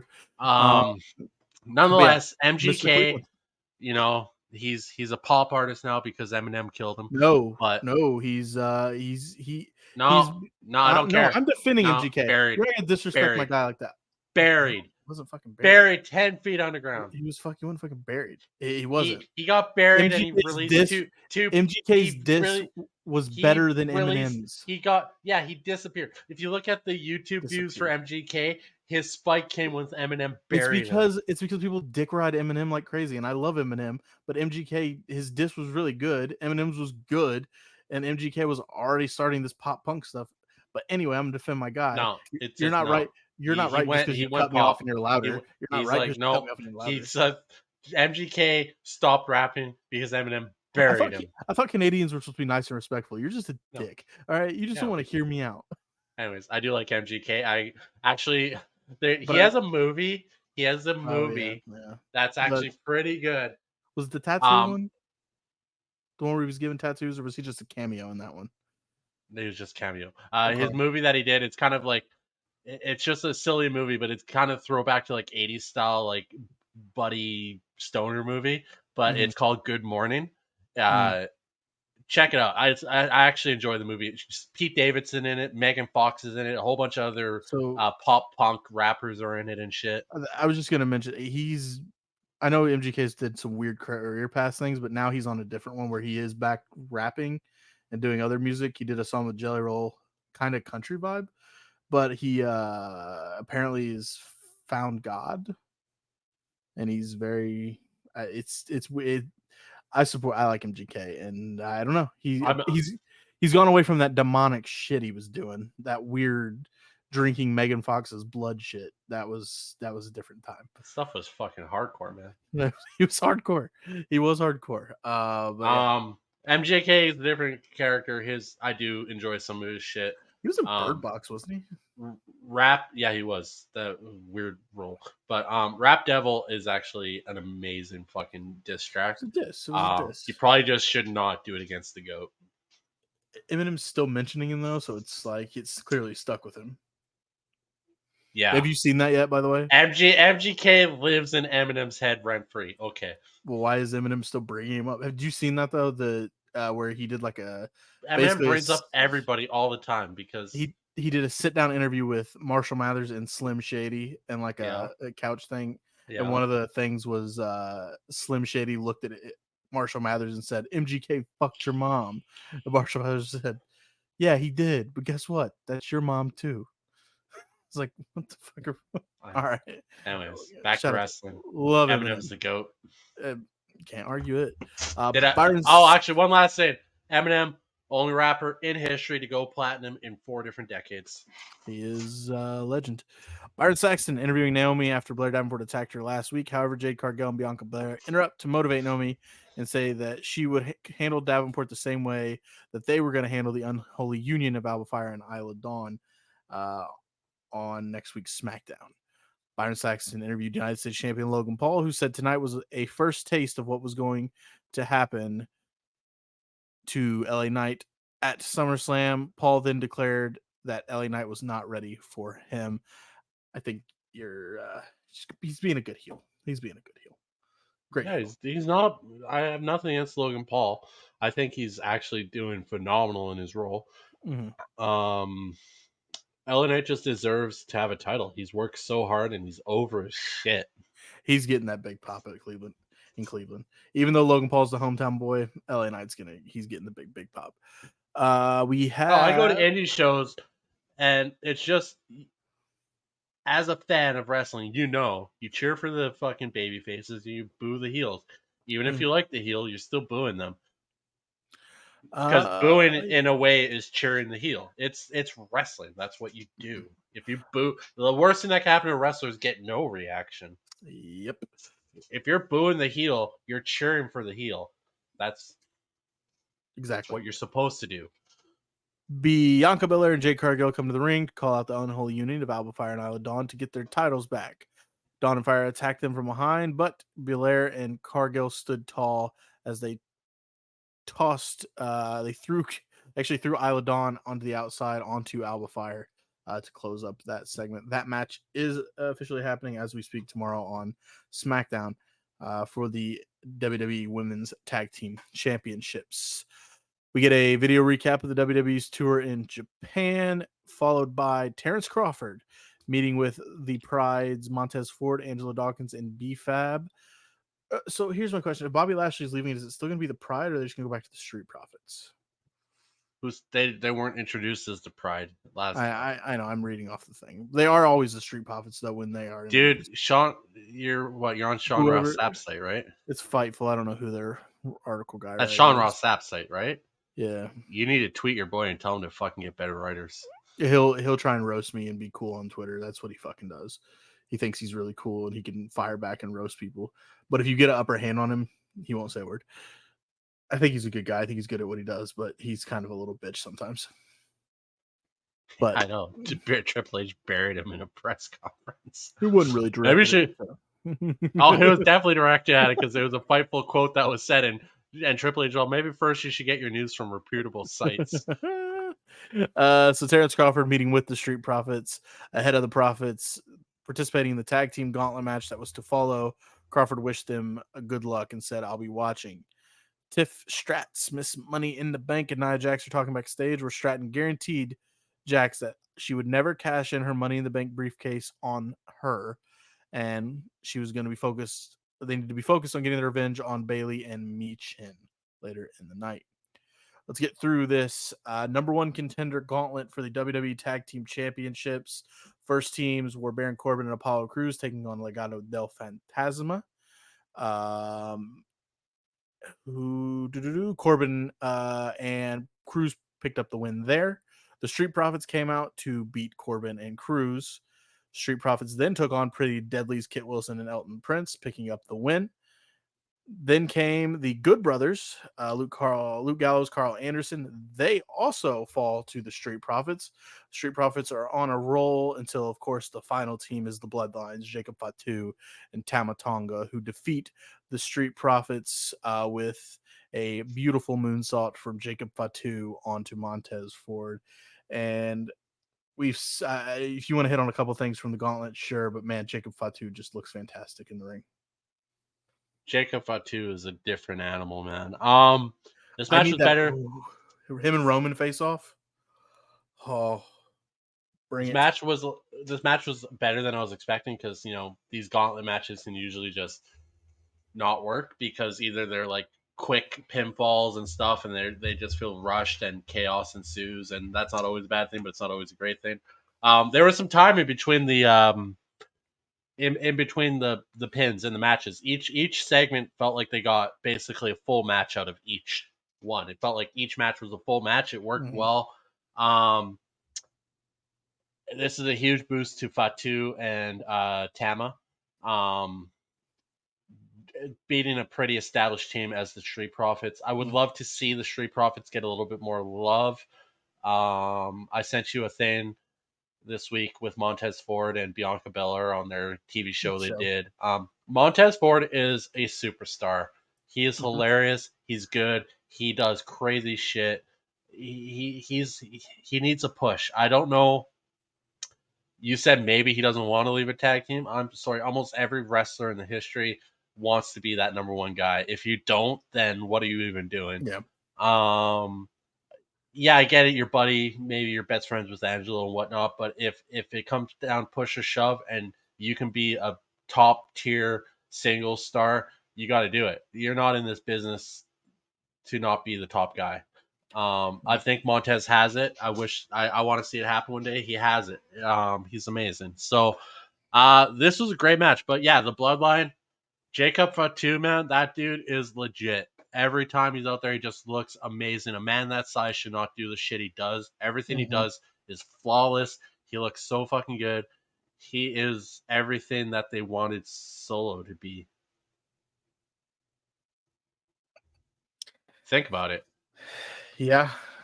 And Solo's been doing fantastic, by the way. Solo's been doing a great job, but I mean, as the enforcer role, when Solo was the enforcer for Roman Reigns, he just come in, interfere, spike, done. Fatu goes out there and he does Samoa drops, fucking Flips, bouncing, flipping moonsaults, like through the tables. No, he's fantastic. No, this was great. I really don't want them to beat DIY though, but I kind of expect it happening. We'll see. We will see. Up next, A-Town Down Unders, Austin Theory, Grayson Waller come to the ring to call out Terrence Crawford, blaming Crawford for that, saying he was the reason they lost to Cody Rhodes and Kevin Owens. Crawford confronts them. Waller says that if you take one more step, that my tag team partner Austin Theory is going to knock you out. Theory was going to ask a question, but Crawford didn't hesitate. Knocked out Austin Theory. That was that. This just fuels the fire of Waller and Theory's breakup. What's interesting though is that this breakup is going to lead to Theory becoming face. So I want to see how that works out. I'm intrigued. Undisputed WWE champion Cody Rhodes is cutting a promo from a bar in Japan, saying he thought his road what? You gotta tell your boy to get rid of his writers, man. I'm gonna read what they wrote. Undisputed WWE champion Cody Rhodes cut a promo from a bar saying he thought his road as champion. What? Cody Rhodes was talking about his road as champion so far, but the new bloodline is making that very difficult. Cody calls out Solo for a confrontation next week after he gets back from the WWE tour in Japan. Good Lord. Byron Saxton is interviewing Andrade El Idolo. They get interrupted by Carmelo Hayes. Carmelo comparing himself to LeBron James. However, Andrade says, you're more like Bronny James. Carmelo responds by saying that the future was right now and it was time for him to take his spot. Andrade responded by challenging him to a match. That's a little feud that we've been building here to, Carmelo Andrade. I like it. Yeah. Tiffany Stratton and Nia Jax attack Michin from behind before Bailey makes a save right before their matches. They're going to the ring. So we get the match where basically Michin is unavailable the whole match after she continuously gets knocked down and beat down by Tiffany and Nia. Tiffany and Nia are going to pick up the win over Michin and Bailey. Man, what would you think of the? And this was the main event. What do you think of the main event here? Didn't hit. No. I get it. It's all about the story. I don't know. I'm gonna sound like an AEW mark for a second, but maybe they should just have a good wrestling match for their main event. I get the story and everything, but you can mix that story in before or after. Let the match, if it's your main event, let the match do the work. I get it though. This match didn't hit. And as we have for all of the previous SmackDowns, the Bloodline is closing the show with just a vignette this time, where Solo says, "Yes, I will see Cody Rhodes face to face next week." After Jacob Fatu and Tama Tonga bring the tag titles back to the Bloodline in a day before he takes the title from Cody Rhodes. Solo then said that if Roman Reigns has a problem with that, he knows where to find me, and he will have to acknowledge me. The Bloodline put the ones in the That's sky to end the broadcast. so read in between the lines, but it's a big shift from previous weeks of Reigns isn't coming back to this is what happens if Reigns comes back. Mm-hmm. Read between the lines, people. Oh yeah, They're shifting this. They're shifting the story. I think there's Reigns is back sooner than we expect. What do you mean by that? SummerSlam? Yeah. That's what I've always expected all along. Did you expect anything different? Well, I wasn't sold on it 100%. I thought it'd be before SummerSlam, but unless he comes out on SmackDown tomorrow, if Roman Reigns comes out on SmackDown tomorrow, we will have an emergency episode. Okay, we're gonna go live. All right, we gotta go live and talk about what the hell we just witnessed. I could see Jimmy. I think we talked about this last week, either on the show or just I think I mentioned it offhand while watching one of the shows. Could see Jimmy maybe coming back on SmackDown at the very end and just looking in Solo and saying like, just say he's coming, Oos. SmackDown ends. You build a little excitement for those watching on SmackDown. With fans chanting, "You upped, you upped, you upped." Be careful. Oh wait, Ooh. It's still on Fox, so it's you upped. Stop. Be careful. What? Stop. What? Don't cuss. Why? Shh. We have to mute it, and the whole. I've heard somewhere that they said the 3 rules of podcasting is don't swear. Okay. Don't have shows over an hour long. Okay, we're an hour and 23 minutes in. And there's another rule that I'm sure we broke too. I have heard the don't go too long one. Fuck that. We're here to tell you the week in wrestling. And that culminates with Wednesday nights where we have to watch the shittiest wrestling alive right now. So can we we're stop? Here for you. Can we stop watching Dynamite? No, we have to watch it. We cannot be those guys that we bitch about AEW don't watch it. If we watch it, it gives us the right to bitch about it. All right, that's fair. You don't even watch the product. Oh, I do. I do. I don't want to, but I do. Well, we got a couple more shows to get to before we get to the AEW Dynamite. This is Monday Night Raw from July 29th, 2024. This is Monday Night Raw on Sci-Fi. I normally don't do this, but why not change it up a little bit? Announced for this Raw were Gunther versus Finn Balor, Xavier Rhodes versus Karrion Kross, Lyra Valkyria, Caden Carter, Katana Chance taking on Team Forehead as Coin. I really want to remember what I meant by twirling in the sand. Oh yeah, I still got that right here. Like it was something we were watching. Anyways, sorry. I know it was on this show. So what was it? Lyra, Caden, and Katana taking on Team Forehead as coined by whoa, what am I doing here? Why am I spacing her name? I'm a piece of shit. I'm a terrible person. Selena Vega coined Team Forehead for Sonya Deville, Zoe Stark, and Shayna Baszler, and Sheamus versus Bronson Reed was also announced for this Monday Night Raw. Kicking things off were Seth Rollins, CM Punk, and Drew McIntyre. Don't worry. Your website there probably wrote it as Velina Zega. This was the Seth Rollins giving his instructions for what he was going to be doing as a special guest referee at SummerSlam. Too much. How dare he use this as gimmick for this? Right. Basically, his instructions boiled down to he will enjoy bossing them around. He will be very lenient with the rules to ensure it will be a violent match. Drew tried to remind him that we both hate Punk and that Punk is the real enemy. Rollins quickly reminds him that he hates Drew just as much as CM Punk as well. Punk relished the opportunity to tell Drew he was the third wheel in this match. Drew said, "Oh, really? I'm the third wheel," and showed the bracelet with his family's name on it, trying to entice Punk to hit him because Punk and Drew could not touch each other until SummerSlam. But Punk kept his cool. He's not that much of a cancer, guys. He kept his cool.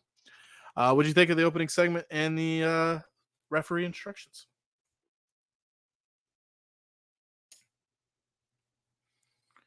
CM Punk, CM Punk, CM Punk, CM Punk, CM Punk, CM. I like how they're giving this match kind of like a feel of being like a no DQ street fight type of match without it actually being it. With Seth saying that he's going to be very lenient on the rules, allow them to be physical as it can be. And honestly, I mean, you don't have these special referee matches without the referee somehow being involved in some way, one or another. Honestly, I want to say that this match is going to end the current feud with Drew McIntyre and start one between Punk and Rollins. I think Punk, that's what this is going to do. Punk actually just recently said that on First Take or something, that SummerSlam was going to be the end of his feud with Drew McIntyre. Yeah, no, it makes sense, and I I think don't they're think using it'll a go special. away, but the No, hate it'll will, still be there, but I think it's been running for half the year. They've done a brilliant job while Punk's been injured. That's very hard to do. And this special referee angle is just going to reignite that feud between Seth and Punk because that's what everybody wants right now. That was what was probably supposed to originally happen before CM Punk got injuries. injured at the Royal Rumble. They pivoted beautifully, which WWE does better than anybody. They know how to pivot when something goes sideways.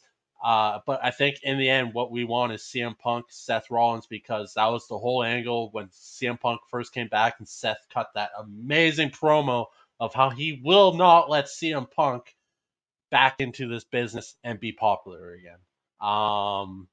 Yeah, so that's where this angle comes in. That's where Uncle Dave Meltzer doesn't understand the concept of storytelling and understand why Seth, being Seth in this match, for the reason he's in this match, is to somehow fuck CM Punk over and get that feud reignited and red hot instantly again. Yeah, 100%. Ladies and gentlemen, welcome back to. No, I had to do a quick No? little speed test. I'm having Okay. weird connection issues Okay. over here on this No. end. We're What okay. happened We're when? good. We're good. 83. Drive through? No. Okay, cool. Up next, Judgment Day is shown in their clubhouse, and everyone's a little upset. Liv Morgan has clearly wrecked the place. Well, Dom asks who would do something like this, and Rhea has to let him know, "Hey, stupid, read the room. It's literally Okay. wrote everywhere." How good is Dominic in all of this? The best. He is. I would have 3 years ago. I would have never expected this from Dominic. Man, he has come into this character and has embodied it. Like it's perfect. It's so good. And also on a side note, in the background, all the faces on the poster except for one were crossed out. Whose face wasn't crossed out? Finn Balor. I've said it. I'm going to say it again. Finn, Liv, they've been behind this from day one. They're bringing the Judgment Day down. Anyways. And then Finn's going to get what he always wanted to be, the leader of the Judgment Day. His new Judgment Day. His Judgment Day. With not Damien's, JD not and Rhea's. JD would probably JD ride and with Dom. Finn. JD would definitely ride with Finn. I don't know about Dom. Well, unless he Oh. sides with Liv because of Rhea. Yeah. We'll Liv, JD, Finn, Dom. Damien is pissed off because this is happening. He wants the other group members to take care of Jey Uso and Sami Zayn because He feels that they're just going backwards in their situations, and that gets set up. They tell Carlito to handle Sami Zayn. Carlito's like, yeah, I got it under control. Rhea questions why he's even still there. And we move on from there with the Creed brothers, Brutus and Julius, taking on Akira Tozawa and Otis. The Creed brothers are going to pick up the win, but it's not about the match. It's what happens afterwards. The Chad Gable Creed brothers are beating up Otis when they are interrupted by the Wyatt Six. Eric Rowan, Dexter Loomis, and Joe Gacy come to the ring, climb up on the apron, and they remove their masks and attack the Creeds. Gable escapes and is greeted by Uncle Howdy on the ramp, and Gable runs for the hills. What are you shaking your head about? This is horrible storytelling, man. Oh, fucking hell. This should be why are they removing their masks? Why are they actually wrestling? What are they doing? Why? They're supernatural. They're supposed to be unbeatable. I'm sorry. Anybody who hates this is dead inside. This is so fucking good. And Dexter Loomis is like slowly morphing into like 90s Rob Zombie, and I'm here for it.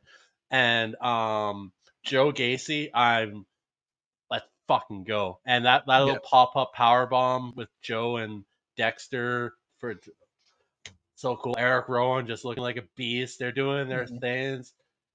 And then the Uncle Howdy back up on doing the Bray Wyatt thing. Is you're dead inside if you don't like this. This is so fucking good. Backstage again, we are back at the Judgment Day Clubhouse. Dom and Rhea are irritated, Dom and Rhea get very irritated because Carlito comes back and he says, "I handled Sami Zayn. Dom, you're taking him on later." And he's like, "That's not what we meant, Carlito. You were supposed to take on Sami." But Dom counters by suggesting that Carlito should take on Jay. And Rhea informs Carlito that you will be taking on Jay alone. That's not Carlito's fantastic in this. Carlito's doing his role exactly as he should be, and what was that about? I misheard something. Okay. Anyways, I thought maybe you were gone. I got that. I know what you did. I asked you what it was about. Don't do it again. Did the words come up and say, "Do it again"? I missed what you did. Asking what you did. Anyways, Carlito's fantastic. Yep. Up next is the match that neither of us really care about. Bronson Reed takes on Sheamus. Bronson Reed gets the win. Pete Dunne in the match hit Sheamus with a shillelagh, which led to Bronson Reed pick up the win with the tsunami. Get a Damian Priest vignette, hyping up his match, of course, with Gunther at SummerSlam. We had a Braun Breaker vignette, and this is a really good Braun Breaker vignette. I think after watching it, both of us were like, "Yeah, this is it. Yeah, put it on. Put the title on him." This was a fantastic promo. So good. So good. Up next, and we get a reminder that the countdown show ahead of SummerSlam will be 3 hours long. 3-hour pre-show. I hope they throw a match. That's why I have to watch. Sorry, I don't watch Collision. That's why I would have to watch Collision if I watched it at 2:00 in the afternoon. I don't think so. A pre-show? You guys are worried about a pre-show? Practice. Talking about practice. Up next, Jey Uso and Carlito. Of course, Jey Uso is going to pick up the win. The finish of the match was pretty cool, though, because Carlito was taking bites of his apple when Jey Uso hits him with a spear. Carlito spits the apple up into the air. Jey Uso also takes a couple bites of the apple afterwards, and we carry on. What do you think of Jey Uso Carlito? Obviously, we knew Jey was going to win. Yeah, obviously, and that kind of takes away from the match. But in itself, it was kind of cool. The finish was cool. I dig the apple. I mean, Carlito apple guaranteed in the match somehow. The match was decent. It was a quick match. I mean, it's nice.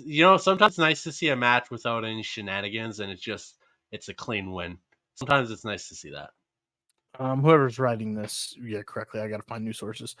Jackie Redmond is interviewing Selena Vega. You'll see what I'm talking about in just a second. Vega said she needed a reminder of who she was, and that's how she defeated Zoe Stark last week. Stark, Shayna Baszler, and Sonya Deville surround Vega and attack her injured arm. Stark has newly dyed hair. Vega was later shown in the trainer's room.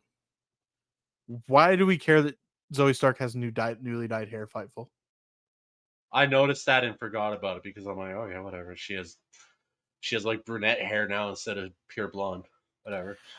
We get in Miz. Miz Can we talk announces that, about how stoned Zoe Stark was at Comic-Con? Holy crap. yeah, sit next to CM Punk with her. Yeah, that was hilarious.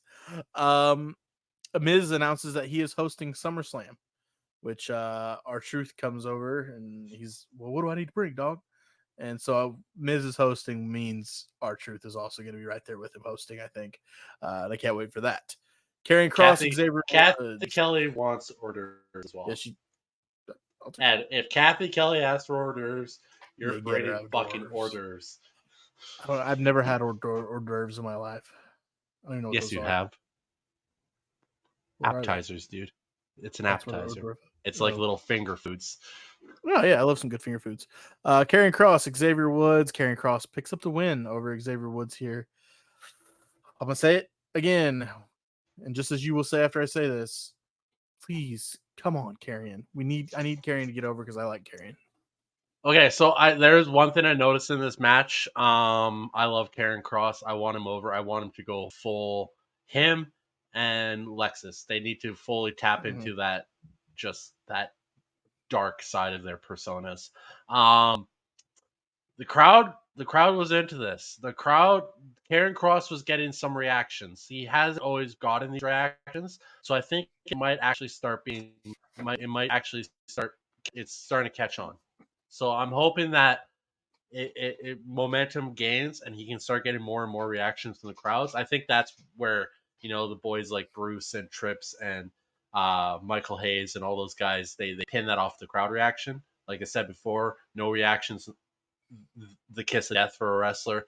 Obviously, they want Karrion Kross to do something because they've been pushing him, and the crowd is starting to give some reactions to the shit he's doing. So I'm hoping this goes. You're starting to see them let Karrion Kross become a little bit more to that side of his persona that he had down in NXT. So I want to see it happen. I think Karrion Kross is phenomenal, and I think he deserves this push that he's getting. I hope it works out and something comes of it. I want to see Kross like peak pinnacle Kross just being a dominating, devastating force on the roster. Liv Morgan burns all of the Dominic Mysterio merch she has, and she promises to end her revenge tour at SummerSlam. Sami Zayn promises to kick Braun Breaker's ass at SummerSlam and handle business with Dom Mysterio tonight. We get that match, Sami Zayn versus Dominic Mysterio. Sami's going to win via disqualification because JD McDonough or McDumma or JD Big Head, whatever you want to call him, they run in, they make the save. Jey Uso comes out to even the odds, and then Braun Breaker attacks Sami Zayn after the ring was cleared. But Sami was one step ahead of Braun and sent him from the ring multiple times. Why are you looking confused? You gotta start writing your own notes, dude. You started with Liv Morgan. She was actually the last part of those promos. Sami Zayn was in the middle. And before that, Jesse Ventura showed up. Your site sucks, bro. Anyways, Okay. Jesse Ventura was there. That's pretty cool. Mm-hmm. Obviously, they're in Minnesota. Why would the It's ex-governor not show up? it's not in the notes, of course, because this person's a fucking idiot. Probably an AEW mark. How do you leave Jesse Ventura out of your notes? That's the fucking body. That's the fucking Predator. Well, not the Predator. He was in the Predator. He was in a lot of movies. Jesse Ventura is awesome. I'm glad that he's on good terms with WWE and that he's showing up for that shit. CM Punk had a picture with me. He's like, knock that off the fucking bucket list. We get another. Oh, that being said, Sami Zayn, Dominic Mysterio. Yeah. Yeah, the DQ finish is the right finish here. It was a good match. Dominic's there, man. Dominic is there. He is a talent. I don't know if he keeps on this rise because 3 years ago to now, like even Rey Mysterio said, Dominic's further along in his career than Rey was at the same period in his career, being in the business for 4 years. Dominic could rise to the top one day. He could. The latest Wyatt VHS therapy session features Dexter Loomis this week. This is a pretty good one. I'm breaking down Dexter Loomis, and then at the very end, we get Dexter Loomis speaking, and all he says is, "What? Run, just run, run for when you see the buzzards circling. What do? Run. It's when the Uh, buzzard stops circling is when you should what run do? because Yeah, they're ready to. But nonetheless, less is more. Like with the Nikki that's it. Cross and the Dexter, I think though, like the Eric Rowan one works perfect because he has Ties. personal feelings to the whole thing. Nikki Cross, Dexter Loomis, not so much. So their promos make 100%. Joe, I want to see something from Joe though. I want to see Joe's always had that kind of. Yeah, but he didn't have any ties like No, I know, Rowan. but I just want to see something from.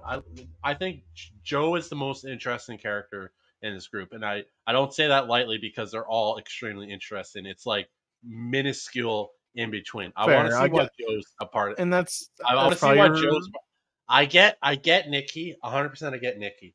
Um, I get Dexter. Dexter's involvement in this. I get Eric's and Bo's. I don't. I want to see why Joe's here. I want to I know mean, why Joe's there. I know you're a Joe Gacy fan, so it's probably why you are a little biased towards it. But it's got to be all. Bo Dallas is the most interesting to me in this whole thing. Obviously, I'm it's talking like yeah, I know. you can't slide a piece of paper between that gap between I it. get you. I get you. I am a huge Joe Gacy fan, and I want to see where this goes with them. I want to see Yeah. why he's there. I get Nikki, I get Dexter, Eric and Bo tell the story themselves. That's not even, but Hmm. Joe, he's always been a little. His persona's always been crazy. So, but as he fits, but I just want to know why he fits into this exactly. Hmm. I'm curious, and that's why what they're doing with this is so brilliant because there's so many aspects to it. Can speak to so many different fans. Hmm. Nikki Cross fans are probably eating this shit up. Hmm. Fans of Dexter Loomis are probably eating this shit up. Bo Dallas, Eric Rowan, everything works, and it's just there's so many layers and pieces to it. It's just it just makes you want more every week from it. Hmm. This sparks Chad Gable talking to Adam Pierce, saying he solved it again. That the three members of the White Six. It was Joe Gacy, it was Dexter Loomis, and it was Eric Rowan. And Pierce is like, yeah, yep, they are contracted WWE superstars. Pretty aware of that one, Chad. But Chad says that he and the Creed brothers want a 6-man tag match next week against them, and it's official. We get the in-ring debut of the Wyatt Six, the three of Why is that not Uncle Howdy getting the first match? This is oh yeah, ridiculous. fuck off. Rhea Ripley vignette, and she promises that she will end Liv Morgan's revenge tour. Well, Liv said it's coming to And an break end. the That's what we're internet. saying. She promised to break the internet. She did. She She promised. didn't, but she did. She Well, always she did. does. Oh, She, I see what you did there. yeah. Sonya Deville, Shayna Baszler, and Zoe Stark defeat Lyra Valkyria, Kaden Carter, and Katana Chance. The match was okay. There was a couple of cool spots. Zoe's finisher is pretty sick, but the cool part was we had the return of Damage Control, Io Sky, Kairi Sane, Dakota Kai coming back, and kind of babyface role here. What do you think? I originally thought it was babyface, and then the promo they cut afterwards, like, now they're still heel. It's Mm-hmm. interesting pinning two heel groups against each other. I want to see where this goes. I think Um, I think it'll be. I think we and may get Zoe Stark's babyface. finisher is a little more than a little cool. I'd actually make you go back and watching it because I'm like, that finisher is actually Yeah. fucking sick. Um, I was watching something and they were talking about Damage Control and that we have the Wyatt Six going after the Creed brothers and Chad Gable. But we want to see something with Nikki Cross, right? Who should be gotta Dakota send Nikki Kai. after Dakota Kai because Dakota Kai is turned on. Go ahead. Who's she turned on? Say her name. Joe Hendry. Bailey and Of course, it's Bailey. I'm not going to give you the satisfaction of me being a bias towards Bailey. No, that wasn't it. That wasn't it.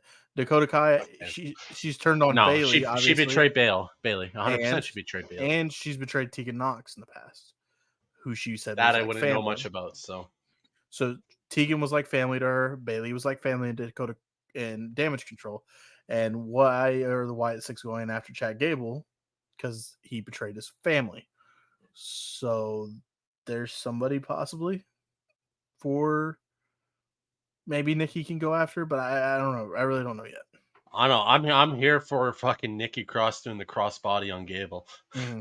Yeah, that'd be pretty sick. That was wild. Just coming off top rope out of nowhere. Out of nowhere.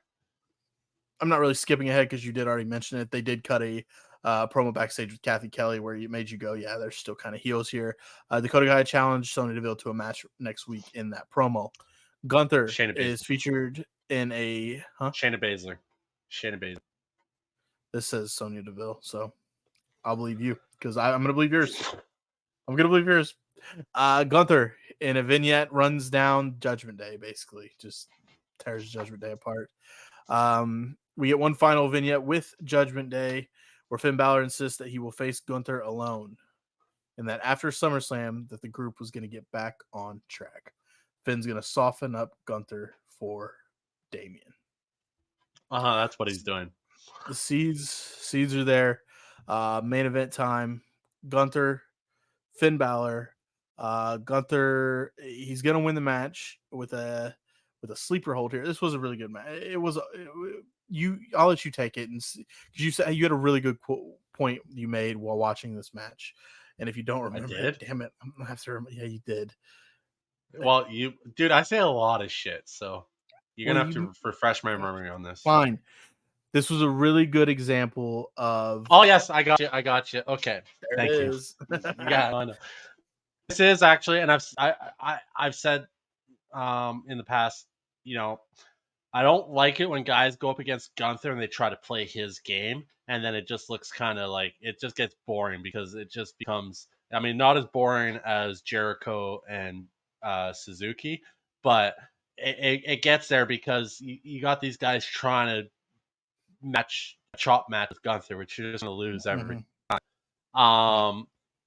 Finn Balor used his strength, his speed, his athleticism in this match, and it meshed perfectly with Gunther's hard-hitting, old-school style of wrestling. And seeing the two styles, the contrast between them made this match phenomenal because they stuck to their strength and they made it work with each other. That's the sign of two veteran wrestlers that know how to use their own strengths and combine it with the other person's strength to make something look good. They're not trying to do each other's styles. They're doing their own thing, but it's a dance, and they danced beautifully. This match was phenomenal. Gunther chopped the shit out of Finn Balor's chest. He was fucking black and blue on the collarbone. Man, that nasty. These guys killed it. This felt like a big match. The ending's a little surprising. Sleeper hold.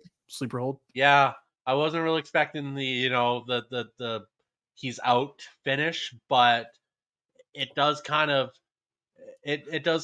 make Finn not look weak in a way because he's not getting pinned. He got choked out. I mean, what are you gonna do? I think the sleeper hold made sense though for what happened after because Gunther didn't let go of the sleeper hold. Yeah, causing Damian to come out and make the save. I get it.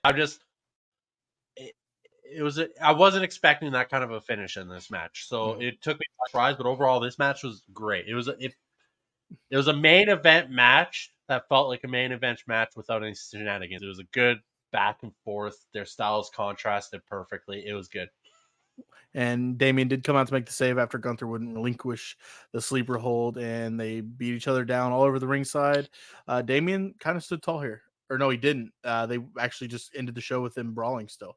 So they show there's clips on the internet. You didn't see them? Damian goes on to just destroy Gunther. Nice. So yeah, Damian stood tall in the final Raw leading to SummerSlam. My old wrestling mind, what does that tell me? Or what does that tell you, RK? Whoever stands tall on the go home show It's losing. sometimes normally loses, more times out of not, I think. But we'll see once we get to SummerSlam. Honestly, this is one. Sorry, thought I was hearing some things outside my window over here. But right before I cut you off, I apologize for that. Maybe I'm just paranoid. I don't know. Weird city I live in. Sometimes you never know. I think it was like a raccoon or something outside trying to get in the house. Who knows? But we were talking about Damian Gunther coming up SummerSlam. Oh yeah, that's right. So, ladies and gentlemen, welcome to What Happened. I hate it here. Okay, I love it.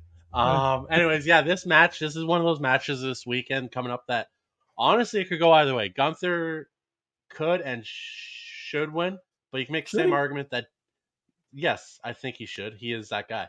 But if you don't want to cut me off mid sentence, I'll finish what I was going to say. Damien's also one of those guys that could and should win as well. So, fuck you. Fair enough. Fair enough.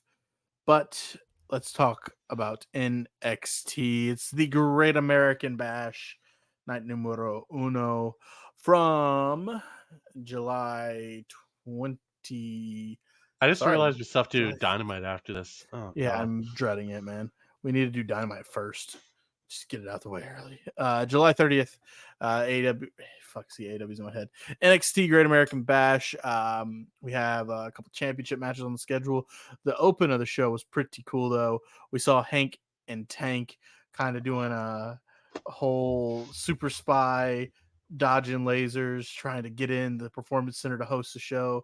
And you see them flip a switch and all the lights come on in the performance center, and Booker T and Vic Joseph welcome everyone to NXT Great American Bash. This was a cool little open. This was a really fun open. People At would first I shit was on it like, probably. first I was like, what the fuck's going on? And then I'm like, oh shit, they're showing us how to break into the performance center. Orlando, here I come. But that being said, these two killed it, man. This was Yeah. a very fun opening to the show. It was really cool. We get a couple more things from them there. They do some interviews backstage, but yeah, funny guys, Hank and Tank. We kick things off for the Great American Bash with the WWE Women's Tag Team Championship. The Unholy Union, Alba Fire, Isla Dawn defending their titles against the Metaphors, Jakara Jackson, and Lash Legend. Pretty decent match, not a very long one. The Unholy Union retains their titles over Metaphor. What did you think of the opener here? Hey, not every match needs to be 48 minutes and 5 stars, okay? The problem here with this match is that the Jade Cargill and Bianca Belair were already getting a title match at SmackDown this week, Mm-hmm. and we knew that before NXT, and it makes you really hard to buy in that a title change is going to happen here. So it kind of takes away from the allure of the match. Overall, though, Alba Fire and Isla Dawn are really good. Yeah. I think they're phenomenal. And also Metaphor, Jakara Jackson, and Lash Legend are also really good. They're really developing well. I'm not a huge fan of Jakara Jackson. I mean, if she just didn't talk, she'd probably be higher on the list. But she does some really annoying stuff sometimes when she talks, and she probably should just not. So what? Why are we doing this to each other? What is your problem I'm now? sorry. Do you know what absolute intense wrestling is? It is you don't. Yeah, AIW. Yeah. AIW. It is a wrestling promotion based out of Cleveland, Ohio. Okay. And Johnny Gargano and Tommaso Ciampa just showed up there tonight with the WWE World Tag Team Championships.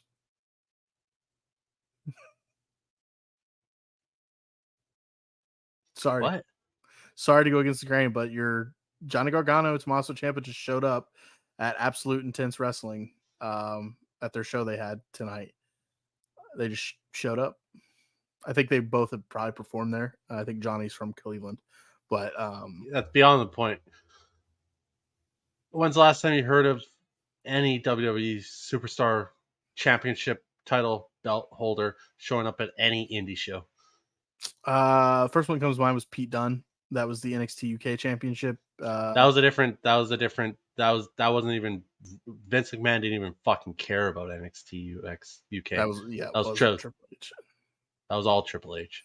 Yeah, I don't So know. that being But said, pretty cool. Pretty we're cool. doing some crazy shit in Just WWE these days. crossed my page and it didn't happen. I didn't have it during the news. So I love how cool. this guy just shits over everything I'm saying about stuff and makes me forget the train of thought I was on. You could have just held that and just Where did I shit on that at? I didn't shit on well, anything no, you were saying. you just messed me up mid conversation as I was talking about You're how awesome you're a Jakara professional. Jackson is when she doesn't talk. So You're a professional. Don't get it twisted, guys. RK worships the ground that Dave Meltzer walks, and he is a professional like Dave, his idol. So what are this you doesn't even complaining make any about? sense. What are you trying to get at? I'm just trying to get a rise. Carry on with your car You're not gonna get a rise out of that. That's just the dumbest thing that's ever come out of your mouth, like ever. Don't do that ever So again. similar to every time you open your mouth. Oh wow. You know, fine. We can just stop this shit. We don't have to. We don't have to. We don't have to do this. I am totally cool with not staying up until midnight doing this shit. Bitch, I do this for the game. I do this for the grind. I'm grinded here. It's 2 a.m. in Okay. Indiana. Anyways, Alba Fire, Isla Dawn, awesome. Great. Jakara Jackson, Last Legend, looked great in this match too. It was a good match. It was a good match. It's just if you already know there's a title match at SmackDown for Right. between the holders and Jade and Bianca. And I mean, you know the match is ending the way it's ending. So didn't they announce that they like straight up say it's Unholy Universe Jade and Bianca? And I think they tried to walk it back a little bit on NXT with Vic Joseph saying, well, the winner's facing Jade and Bianca, but we kind of they already fucked up. So uh WWE's not perfect either, people. They're just better than most or yeah, all. all in. NXT champion Ethan Page interrupts after the match to tell Mensa that this would be the closest look he would have at the NXT title. Mensa's response is rolling up Ethan Page and Jakar Jackson and Last Legend counting to 3. He pinned him again. 1, 2, 3. That seems to be the recurring theme for Ora Mensa and Ethan Page. This is a cool angle. It really is. It's gonna be. It's just. It makes me laugh. So I think I said this. We were watching it next week when they have the match. Right off the rip, Aura's gonna roll up Ethan Page. He's gonna kick at it too. It's like, oh Yeah. fuck. Cedric Alexander is meeting with a group of Performance Center trainees before Sean Spears interrupts to say that Alexander was a lost cause. Alexander responds by saying he's not weak-minded, and then this led to Brooks Jensen confronting him, saying, "Oh, you think I'm weak-minded?" Setting up a match, Brooks Jensen versus Cedric Alexander later in the up show. and coming young You can say that every 34-year-old time. Cedric Alexander. Who said that? Was that Wade? That was Wade. Which is wild to me because Wade, I feel like, come on, you I feel wrestled like with Wade Cedric. wrestled Cedric Alexander right? before. Like, what are we doing here? And Wade hasn't wrestled for like 10 years. Oh man. As we spoke about, Hank and Tank are the unofficial hosts of Great American Bash. Hank Walker is interviewing Tavion Heights, where Heights says he's not afraid of big time matches because of his amateur wrestling background. He's looking forward to the match. Tavion Heights, a former Olympian for the United States. We throw it over to, Hank sends it to Tank wearing a fancy American jacket. Tell me what you told me when this happened.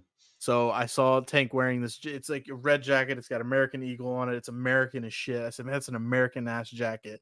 MJF needs that jacket. And he had the exact same jacket on Dynamite the next night. It was wild. I don't know if that was planned by. I have the script. If that was planned by MJF or it was just a coincidence. It feels like a wild coincidence. That is a wild. I feel like that. Does that? I'm gonna see if after we get done with the show, see if I can find that jacket just like on Amazon or something. But like, that's what? A wild coincidence. Exact same jacket. Exact same jacket. I was like, the fact that you said MJF needs to wear that jacket and he legit opens the show Wednesday night wearing that jacket. Max is seen, he seems like a dickhead and he kind of is a dickhead, but he does listen to the show. He's one of our 17 subscribers. And that was true. I would, Max, if that's true, you're amazing. Don't stop. He wouldn't. How would he have known I said that? Because we don't record our reactions. But I texted him, guys. I'm sorry. I texted him. Said, hey, did you see that jacket that Tank had on at the Great American Bash? MJF responded. He's like, that's heel shit. That's heel shit. MJF texted me back. He's like, "Bro, Chacho, of course I'm watching NXT. It's where I should be." And he said, "I'm gonna get that jacket." So I was like, "Do your MJF would thing." not say NXT is where he should be. It He should would be in not. the. Yeah, I no, should be but in the developmental territories of WWE. right. So yeah, Tank is interviewing the family, Stax Lorenz and Luca Actually, that would Christiano. work. He shows up on NXT, walks up to Sean, is like, "Yeah, that Why am makes I sense." Walks up to Ethan, goes, "Yeah, that makes sense. Why am I here?" here? And then he's like, "Fuck this! I'm going to SmackDown." Tank is he's gonna have a WWE speed match. Tank is talking to the family where D'Angelo put over Tavion as a legit guy and looks forward to the Hey, match. if MJF has a WWE speed match, he's going to get more viewers watching it than he does in AEW. Christ. You are leaning in. You're fuck it. You're going full mark. You're full AEW fed, ain't you? Full for the Fed. The numbers don't lie, people. 1.5 million viewers every week on Speed. That's the I'm not. numbers don't lie. The numbers I'm don't not. lie. I'm not gonna try and get These down hips this don't rabbit hole lie. here. These hips don't lie. But why is the WWE main account not popping up on Twitter? So how many views did you say Speed gets? 1.5 million. They have 14.1 million followers. Should be more views than that, right? Not necessarily. It's early in the morning on the West Coast. But understand that scrolling through. So here's the Speed match right here. Why are you going AEW? You are an AEW fanboy. I'm just I trying knew to it all be. along. I'm just trying to be middle ground. Somebody's gotta be middle It doesn't ground around matter. here. 1.5 million viewers is It's a still higher lot. than all three of AEW's shows combined. I get it, but it's just this one I don't actually care. It's a fraction. How many views does WWE videos get, and how many fans follow WWE? 14.1 million. Exactly. How many? Did you mean to say AEW? You totally meant to say AEW, didn't you? Yeah. How many followers? I How many I got followers you. does AEW have? I got you. I'll find it for you. I was like, If it's less than 1.5 million, I'll lose my shit. oh no. Hold on.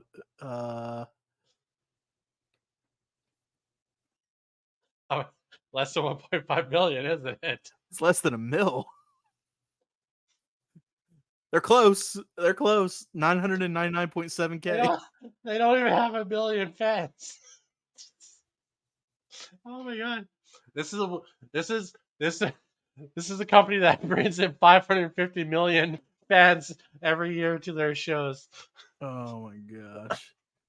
Oh, this is ridiculous. I love the fact that they have less fans than viewers of WWE Speed. That's your day just got made. Um, there Oh my is god, this is so good. we get Oh a my god. vignette. Pete Dunne vignette Defend where that one. he's Defend and that one, AEW fans. Defend it.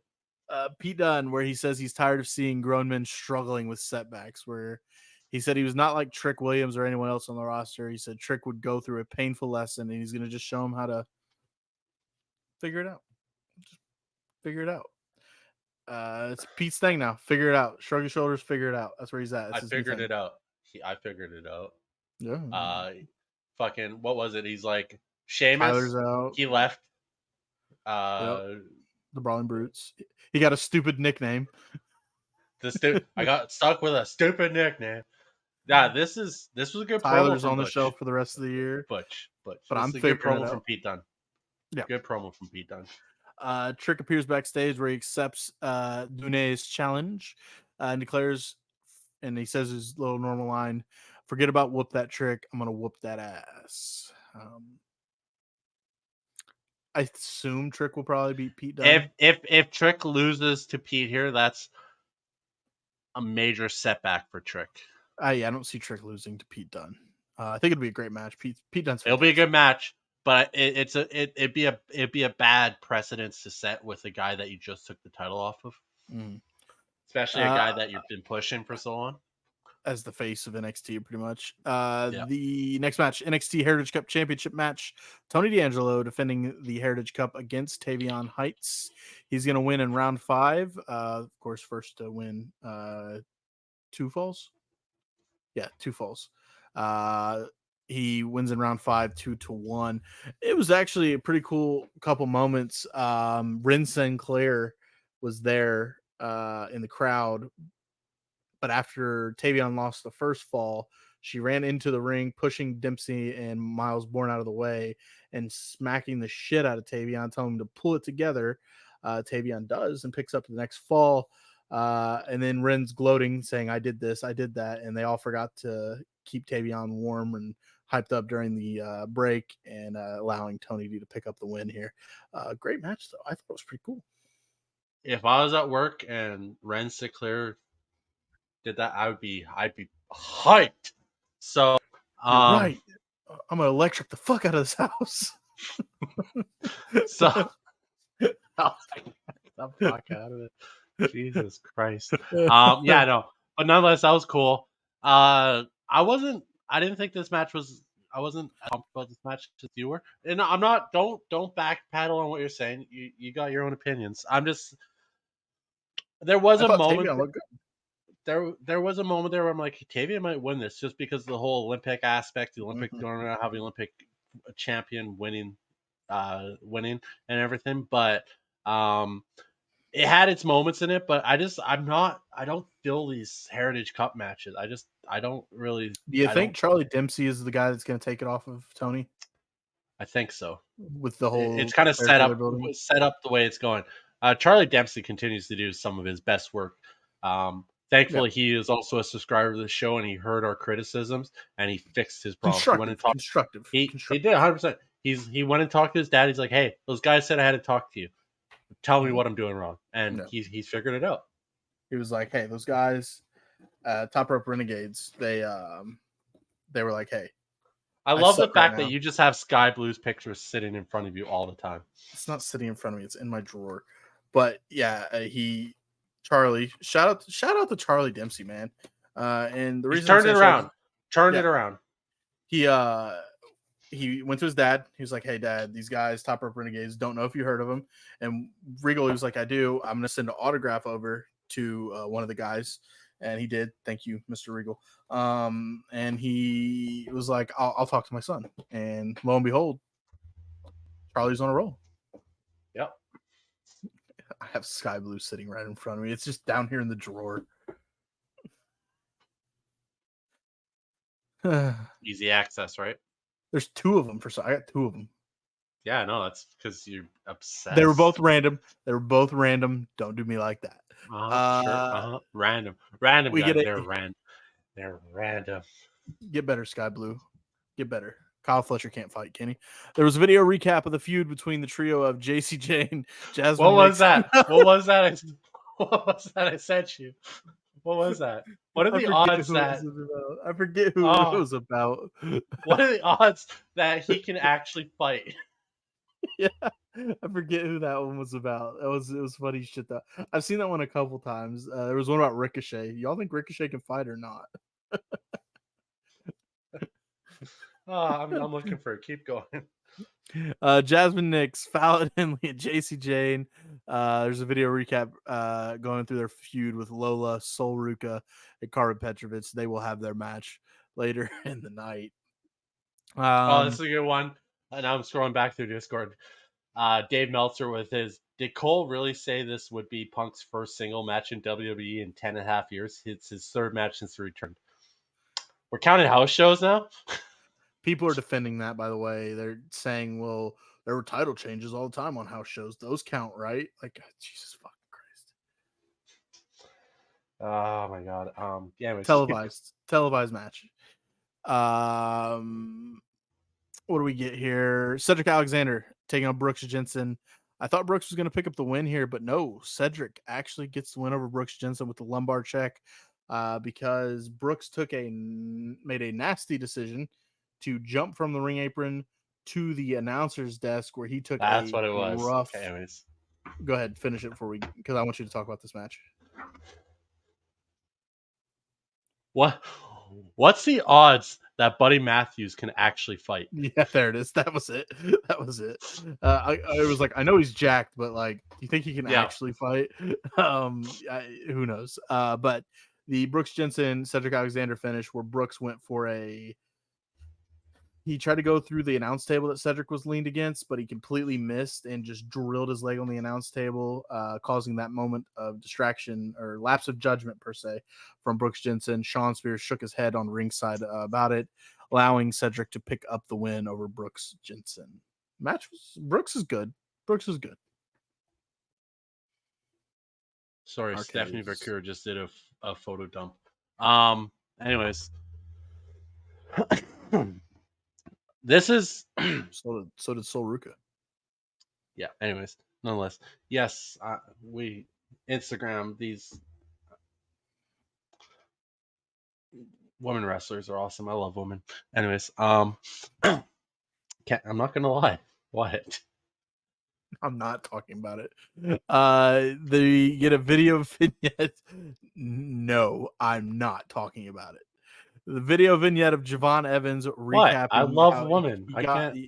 Yeah, I know. I'm not just I can't say what I was gonna say. Javon Evans recapping how he got into What? wrestling. Am I being rude in some way? Anyway, Javon Evans recapping how he got into wrestling, detailing how wrestling helped him escape from his family issues.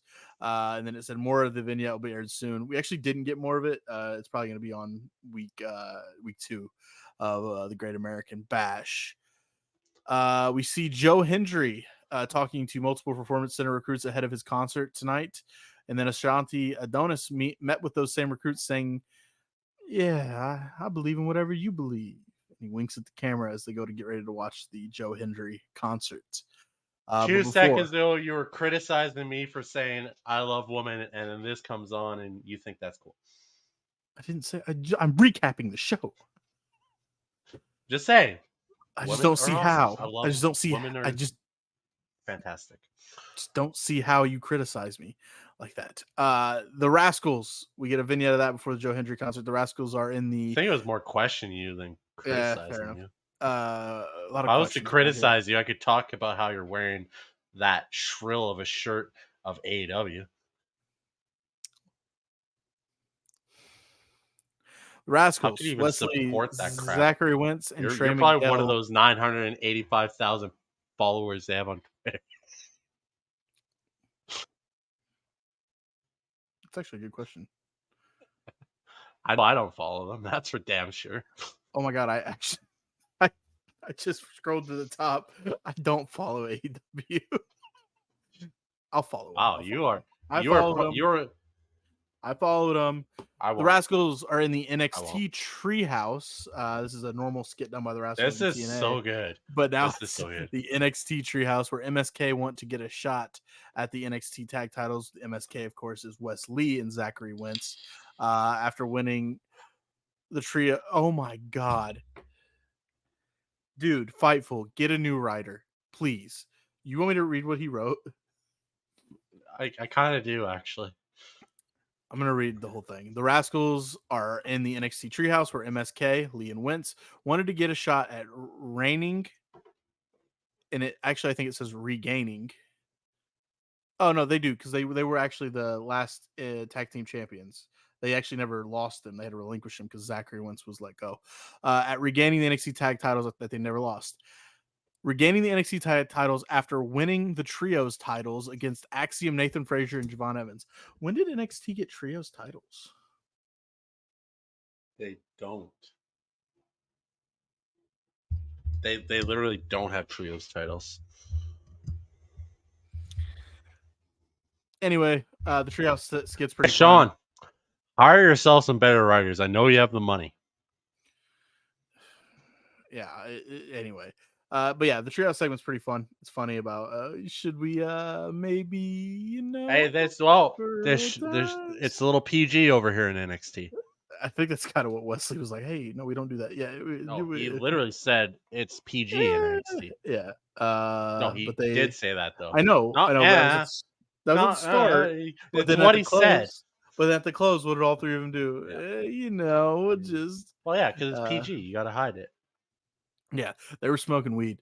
Let's get to the fun part.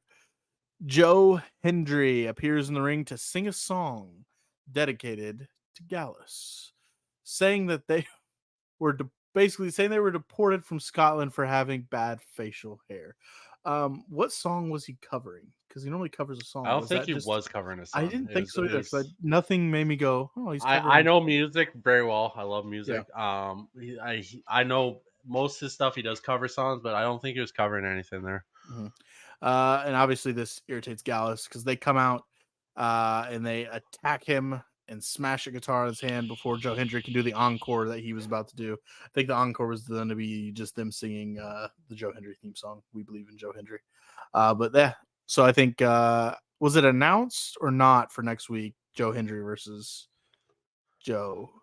I It's not think on it my was. notes, so I would say I don't. I think at the very end, I think they caught Joe Hendry leaving, and he said next week he's gonna Oh feud. yeah, no, it was. So It was announced for next week. So, what continues to amuse? So this concert, I was a little let down with it. It's not one of Joe's better songs. It was no, good, but I think he definitely was hindered because if you go watch his other songs, he's not restricted to a PG show yeah, that's usually true. in his other shows. So I think that hindered him a little bit here. It's still a decent song, but it wasn't his best.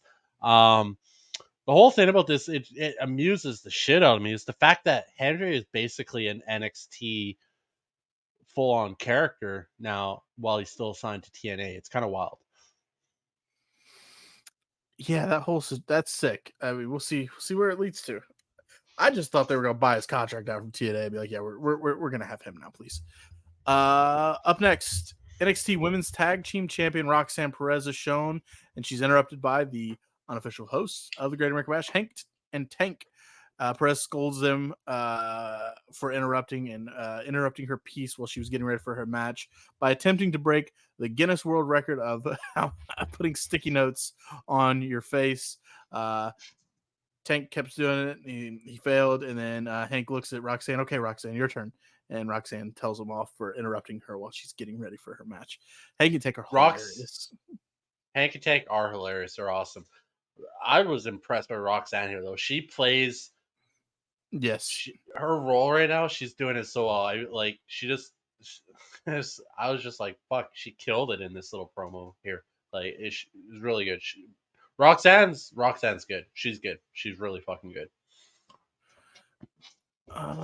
What do we have next? Yeah, they gotta find new writers. Jesus Christ. The next next segment. Next T general manager is moderating the contract signing. Ava, she is Hey Sean. moderating. Hey, hey Sean. Get better writers. Get better writers. You, right here. Recap See this guys. guy? I'll type it. Yeah, RK will type it. See that guy? I know it's good. It's like Anyway, Ava is moderating the contract signing between Ora Mensa and Ethan Page, where Ora declares that Page was always the victim of his pinfalls. Page said that none of those count and that he'll retain his title next week. Yeah, none of them did count. They're not official. You of did. You course they pinned don't him. count. Of course not. We I know. do like this angle though. I love it. One, two, It's three. just pissing Ethan off more Mhm. and more. It's so good. It doesn't bother him. It doesn't. Not at all. Not at all. So this is where I said he needs to get better writers here. Jada Parkey with Luis. Yeah. Parkey. Y and R are not next to each other on a keyboard. They're pretty There's a close. They're T pretty separating them. close. They're pretty close. There's a T separating them. Jada Parkey with Lucian Price and Bronco Nima. She defeats Kendall Gray. It was almost a squash, really. I mean, Kendall didn't really have much offense here. It was all showcasing Jada Parker. Yeah, it is. Don't got much for So that one. I honestly don't. I don't honestly remember this match, so that tells Because you enough there. you were getting prepared for what was to come. Up next, Ridge Holland is giving Thea some counseling ahead of her title match, telling her that you got to do whatever it takes to win that title tonight. Where she is interrupted, they're interrupted by the rest of Chase U, and they're I don't know if they were questioning Ridge by saying what he said. You know, like Yeah, I feel like he got a weird look, but he fought. And I you don't made the think so. comment that the MVP of Chase University, he's just sitting back there in his shirt, just flexing, Yeah. just Duke Hudson, just being all muscular. Uh, anyway, what do we get? Oh, Nathan Frazier and Axiom are talking, or sorry, I think it's just Axiom talking to LWO when Frazier shows up, wanting to talk about. He has got a contract in his hand for the tag team title match against MSK, and he's like, "Hey, we got to talk about this," and blah blah blah. Axiom just doesn't even look and signs the contract. Yeah, Axiom's mind is focused on his speed matches, just like Nathan's was, and that's kind of their whole shtick right now. Of hey, I did that, and you scolded the shit out of me, and now you're doing it, and I'm trying to work together here, and you don't want to. And Yeah. Axiom says we'll be fine. Nathan Frazier, a little not happy with not being asked about the tag title Yeah. match and everything. Axiom just went and got it and done. Yeah. And yeah. And Axiom says we'll be locked in for next week. Don't worry. The co-main event. It's not really the co-main event. It's just a match for the main event. You can call it a co if you would like. JCJ and Jasmine Nixon, Fallon Henley taking on Lola Vice, Sol Ruka, and Carmen Petrovich. Jasmine, JC, and Fallon are gonna pick up the win here over the baby faces, I guess. Lola's a full baby face now. With a beautiful shining wizard from Fallon Henley on Petrovich. This match did the usual showcase the talents of the people in the ring, mainly Sol Ruka hitting a spinal tap to the outside because it just looked perfect. And there were people on the internet criticizing, "Oh, you guys are cheering that, but you talk shit about like shut the fuck." This dude got I roasted in the don't comments. back They know. back this the fuck up. We don't talk shit about the actual shit happening in the matches of AEW to a certain extent. I do a little bit. I That do was an too. unprotected. That was definitely an unprotected chair shot. Chris I have Jericho a and Suzuki video. just I have a chopping each video. other. You can't gimmick a metal chair. It's not possible. The Nonetheless, that former um, WWE referee. yeah, you Yeah, can't he got into a massive argument on Twitter with you QT can't gimmick a Marshall. metal chair. How do you gimmick a metal chair? Anyways, nonetheless, um, the most of the shit in the matches to a certain extent, AEW's books weird. That's a problem. Their stories are horrible. That's a problem. The in-win work of a lot of their talent is actually quite phenomenal. Mm-hmm. Facts. So you can fuck off with that argument. I don't criticize fucking Will Ospreay doing a Conto Patilo over the fucking top rope. I think it's amazing every time. And Mark Briscoe when he does his crazy shit, I think it's fucking awesome. I love all that shit. Um, it's everything else that's combined with it that is just fucking stupid. So, anyways, nonetheless, Sol Ruka, wow, Mm-hmm. wow, wow, wow, wow. She's talented. Uh, Um, yeah. Anything are with you this done? match? Are you moving on? I was Oh going yeah, to. this match was phenomenal. Absolutely phenomenal. This match was amazing. It was it kind of came out of nowhere too. You were like, We knew okay, it yeah, was coming, but then it was you like, got a ooh, six man tag team, 6-person tag team. Is that I'm not even going into that. 6-man tag whatever. team. Um you just kind of like, okay, it's gonna be chaos and whatnot, but all of them worked extremely hard and they put on a fucking amazing match. Like Mm-hmm. this was a great match. Great.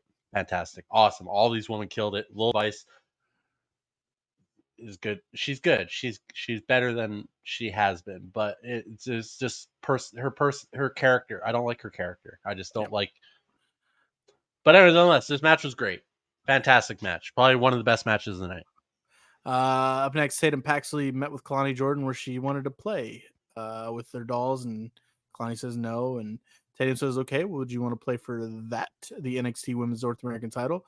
Jordan says, "I don't play about that," and Paxley said, "I don't either." And I don't know if that got announced for next week's Great American Bash or not. But we'll see when we get to NXT next week. It seems like Uh, almost every title is being defended in these next mhm. 2 weeks, though. So And then, yes, as we said earlier, Joe Hendry was interviewed in the parking lot where he challenges Joe Coffey to a match next week on yeah, the Great American Bash. The main event totally of the night, skipped over though, Wendy Chu.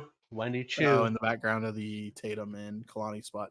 The main event, though, I'm digging this Wendy Chu, man. I'm digging it. just dark, mysterious, and she'll fuck you up. Main event NXT Women's Championship match. The Prodigy, Roxanne Perez, taking on Thea Hale from Chase University. Dude, get better writers. Dude, Apparently, this is the Thea. greatest thing ever. This is the greatest thing ever. I didn't even realize this was one of her moves. This is what it's called. I must have missed it at some point. But she does the world's smallest slam. That's Thea Hale's move. The world's smallest slam. That is I like so that. fucking awesome. I like that. You know what's not awesome? Fightful's writers. Thea Hale was accompanied to the ring by Andre Chase, Duke Hudson, Rich Holland, and Charlie Osborne. Who? Charlie Who's Osborne. Charlie Osborne? You don't know Charlie Osborne? No. I know Riley Osborne. Yeah, Riley's there. Didn't know Charlie was there. Is he Fucking like John idiots. Cena? Can't see me. Yeah, Roxanne is going to retain the title, kind of as expected over Thea. Thea got a nice little showing here. She's got it, and Arcade did. He said it a couple times, and I agree. Thea Hale has it, and Roxanne also has it. She picks up the win with the Pop Rocks. What do you think of the NXT Women's Championship match? Fuck, both these women went hard, man. These were two phenomenal matches to end this show. Like phenomenal matches. Mhm. The whole fight for the Kimura and back and Yeah. forth. That sometimes that took up like half the match. And normally when you kind of get that, and I know I'm going to get criticized because it's basically a Zack Sabre thing, but these two women made it look entertaining. Like Mhm. they were struggling to get the upper hand. Like they were actually legit. Who's going to come out on top on this between the crossface and the Kimura, back and forth, the rope breaks, everything. It worked so fucking well, and they made it look good. And they made it feel like an actual struggle to see who was going to get the upper hand. The chemistry between these two women is phenomenal. They put on. Thea Hale has it, man. Roxanne Perez has it. I'm biased. Kurt pointed that out right off the hop. He was like, "Oh, look at you, Mister Bias, putting Thea Hale on the title page." Like, damn right, I put Thea Hale on that title page. She's amazing. And also, I put Roxanne on the title page like a few weeks ago. And I do think about how many times if I can't put Solo on the fucking cover of SmackDown every week because SmackDown hasn't been fantastic lately. But nonetheless, anyways, Thea Hale, I love Thea Hale. We all know this. That's unbelievably obvious. But how can you not? How can you deny the fact that at 20 years old, she's already this fucking good? Yep. Yep. And yeah, that was that. That was week one of the NXT Great American Bash. Pretty good show overall from start to finish. To be honest with you, I This didn't. this goes There wasn't back a to your bad title match. of There wasn't a bad the match. no the gray one. I That was really agree. a squash, I guess. Yeah. Yeah. But anyway, nonetheless, great show. And it goes back to kind of what you put in our description last week. Is NXT the best weekly wrestling show right now? Tell me a time when they've had a bad show. It's been a while since I've watched NXT and been like, yeah, that wasn't that great. Yeah, no, they've been killing it I can't really all honestly year. tell you. All year they've been Yep. killing it. Agreed. This is Agreed. and this is all thanks to Kirk because honestly, I had never watched not even a single episode of NXT before we started doing this whole shit together. Not Mhm. a single episode. I had no clue about their pay per views, their takeovers and stuff. Where I Kevin Owens, I never saw anything from Kevin Owens, Sami Zayn, Tommaso, Johnny Gargano, Adam Cole. I didn't know any of this, none of it. I Mhm. not a clue. And NXT is where it's at, and when we started this, we should really focus on NXT. Obviously, we've kind of expanded out to everything, but NXT right now, they all year long they've been on fire. Shawn Michaels is he's one of the greatest of all time for a reason. He Mhm. understands the industry better than anybody. Um, and so is Trips because Trips was the main mind behind the Black and Gold era. So Trips and Sean, best friends for a long time now. They're Mhm. killing it. They're doing their job so well. NXT though, they're on fire. They don't miss right now. They don't miss. Well, sadly, we have to transition to something that Does miss a lot. it does miss a lot recently, and that is AEW Dynamite from July 31st, 2024.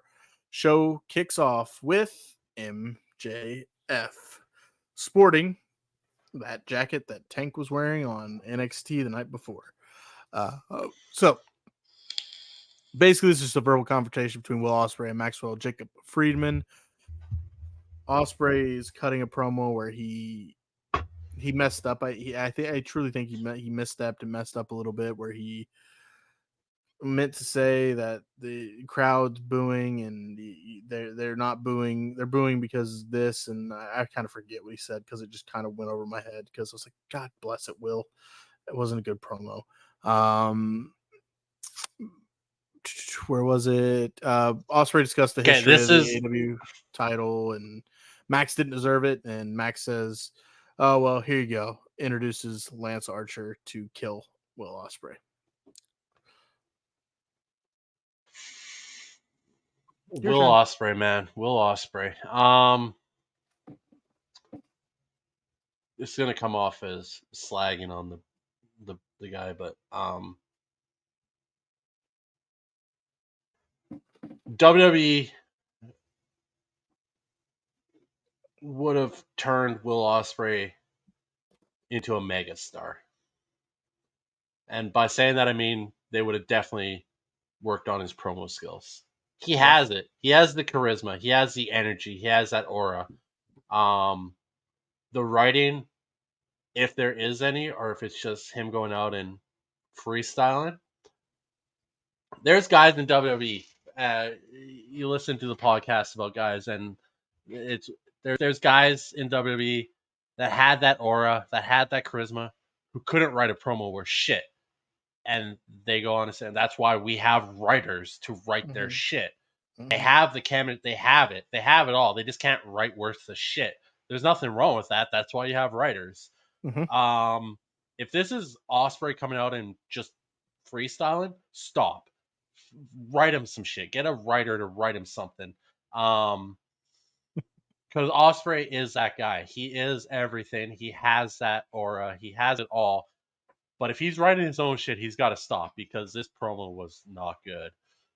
MJF, I have a feeling he probably writes a lot of his own stuff, and he can because it's good. It works for his character. He's so good. Some guys have that ability. It's not a knock at Ospreay. If you can't write, who gives a shit? If you can present it, that's what matters. Get a fucking writer to write his shit if that's the case.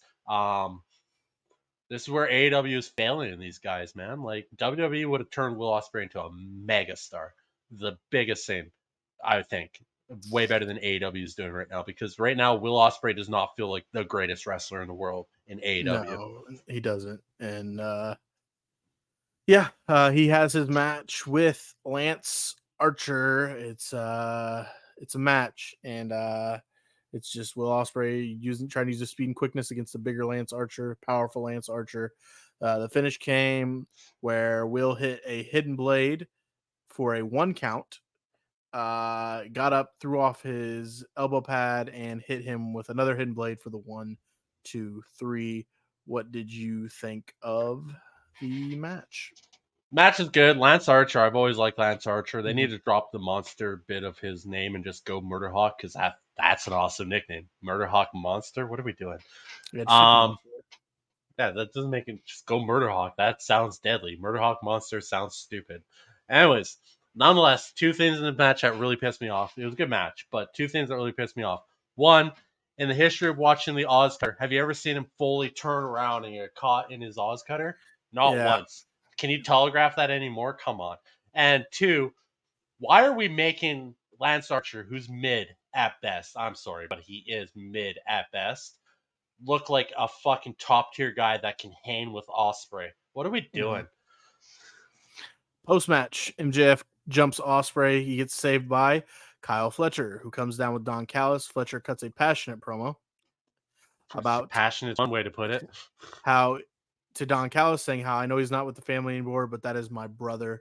Turns to Max and says Max doesn't care about America. He spoke about being a child and dreaming to move to America. He talked about how America gave him his dream girl and a match was set up between the two I feel like for that's next just not going week. to age well, but we'll see.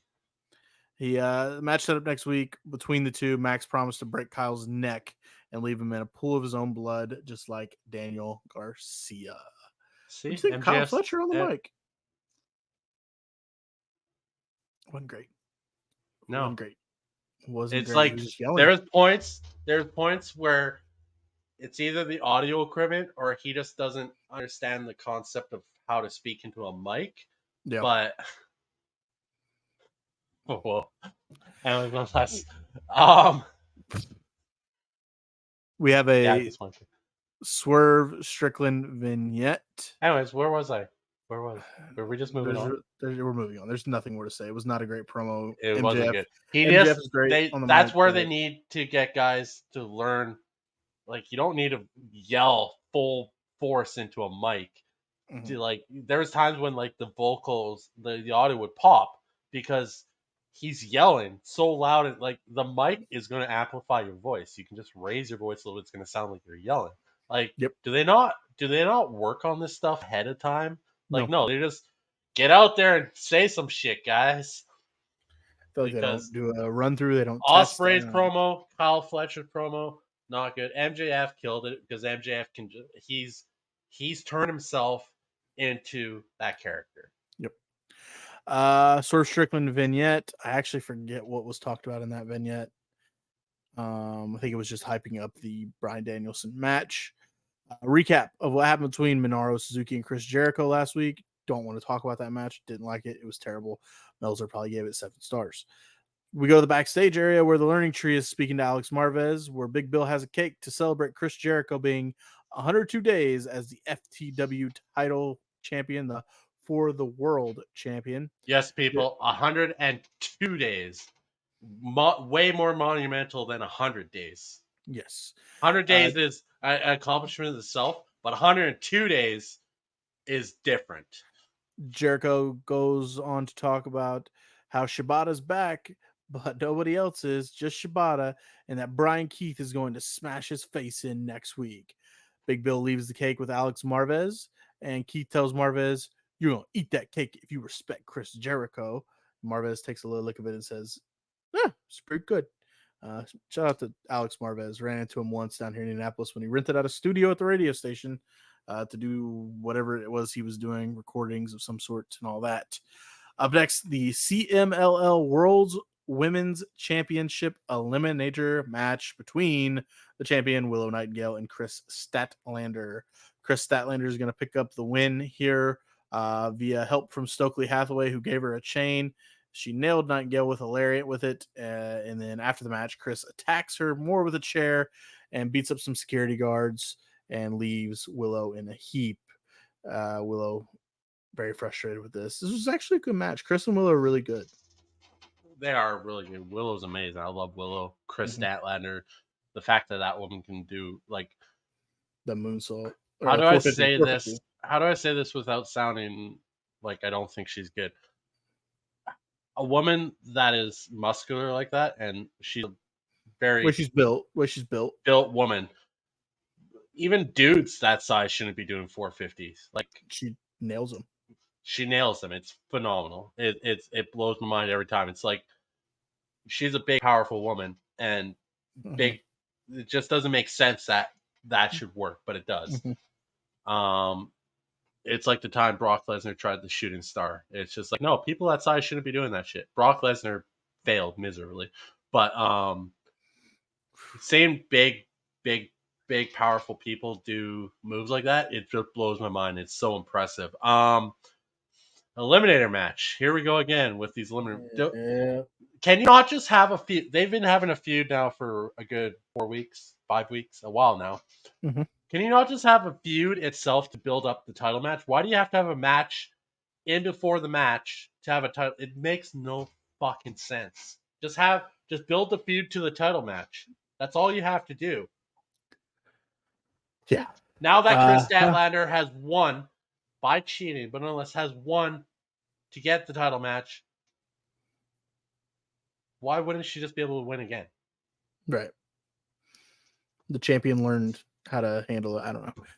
Up next, Brian Danielson comes out to address the crowd, and he talks about his promises he made. The promise that he made to his family that he would wrap up his career at the end of his current contract at AEW, which is currently over now. That contract is done between Danielson and AEW. And he would step away as a full time guy. He promised that he would win the AEW championship, which he has never done. He hasn't won a single piece of gold, by the way, for that matter, in AEW at all. That he That would give seems his that's kind of wild in itself when you think about it. Sting didn't win a title at all until they won the tag titles. That one Kind of That makes one kind sense. of makes sense. Stain had already, I mean, Brian Danielson too. It just seems different. Brian Danielson seems like you could have made him a cornerstone of AEW for as a champion. You know what I mean? Because yeah, he's been there for long enough. Said he's going to give his mind, body, and soul in AEW all in. Uh, and then he gets interrupted by Swerve, where Swerve says, and Swerve does fantastic here, by the way, on the mic, Oh God, he saying kills it here. he has continuously done what Brian has been unable to do. That Brian, what was it? Every AEW World Championship match that Brian has had, he has lost. Swerve got his first AEW Championship match and beat Samoa Joe. That Brian was a part of the Anarchy in the Arena team for Team AEW. They lost. Swerve was a part of Team AEW and Blood and Guts, and Team AEW won. That he has done everything that Daniel Bryan has promised. He says that when he's done with Danielson, he might not even be able to walk, and promises that he definitely himself will walk out as champion, prompting Danielson to up the ante at Wembley Stadium, and he puts his career on the line. They shake hands, and Strickland tells Danielson that he will make sure that you keep that promise to your family that you're done that you're going to come home. Uh, I'll let you go. You didn't like this stipulation added on at all. And So everything up until the end was amazing. Danielson cut basically the a babyface perfect promo. a perfect baby safe promo, like WWE style, because that's where you learn from the best how to cut promos. And he does it perfectly. He's bringing all his skill from the WWE to the AEW, show them how it's done. Too bad nobody can listen there, but he still does it perfectly. Swerve comes out once again, an ex WWE guy. He learned all his promo skills in WWE, and he cuts an amazing fucking promo on Danielson. And then Tony Khan gets his little hand in there. He's like, let's just have this stupid stipulation where if Brian Danielson loses, he can never wrestle again. It's like the dude just literally finished saying in his promo that he promised his family that after his contract was done, he was done. Not So, signing anymore. so is he going to lie to his family and So be that guy, or is he going to what? not wrestle again? Which, if he loses, he was leaving anyways. It's a My thing dumb was, stipulation. I No, don't thought. defend it. It's dumb. No, I'm not defending it. I'm asking questions here. I thought But, this year was his final year wrestling. I thought that this was it, right? so But he's I thought he so was, or was it taking a part time role? so. Was that what it was? That he was going to be? I think he was obviously Danielson has the brilliant mind that was developed by the WWE to be behind the scenes and probably being a an agent for matches and whatnot. He could definitely do it. I'm sure he's going to be in wrestling in some capacity for the rest of his career. It's he's that good. Um, Trained by WWE guys, of course, for that greatness. But that being said, I'm going all in on it. Anyways, nonetheless, what was the question? It's late. It's just I'm confused because I thought he Oh was yeah, so he did say he wants to wrestle All In, and also he wants to be part of Wrestle Dream, okay. their new pay per view this year. So So I he's going to just win at Wembley. He's going are to you win at gonna put Wembley. the title? Are you gonna put the title? What did I say? I said the smartest thing here is if you're adding the stipulation, because me and you both know we've watched wrestling long enough. The I'm done career ending thing Never never works. It never matters. lasts, Never right? matters. Now I don't know AEW can take it seriously, but I think you put Swerve. Swerve beats. I think you should have Swerve win. I think you should have I Swerve just retire if you Brian got a Danielson. guy that's done wrestling, why put the title on him? What, just to Why for him to drop it and have another tournament? why take it off of your guy that you're Guy, pushing you're Swerve your as future, guy? you're a young guy that could carry your company for another 5 years easy because he is that good. I think Swerve has Trained to by the win. WWE guys originally. Whatever. Um, I think WWE. Fuck off. You have me confused now. Stop saying that. I think Swerve has to win though. I truly believe that if you I put do. Swerve over, and it's a Swerve because I think now everybody's like, oh, his career's on the line. Oh, he's gonna win. Clearly, he's gonna win. No, it's wrestling. Nothing ever is final. It never is. It's just like I read with the Fuck. totally off. Vince McMahon killed himself on TV and Yeah. came back like 6 months later. It has nothing to do with wrestling, but it's very similar to Marvel comics and such, where everybody's like, "Oh, how is Robert Downey Jr. back as Doctor Doom?" Everything in Multiverse. listen, Marvel comics, nobody's really dead except for Uncle Ben. Okay, that's it. That's it. Uncle Unc- Ben is definitely dead. that's it. It's the only one that's actually dead. But yeah, we'll see what I mean, happens. we watched 3 different movies kill him 3 different times. He's dead. He's done for. All right, there is no Uncle Ben. So yeah, that's that. And weirdly, Danielson in the back, Renee Paquette's recapping it.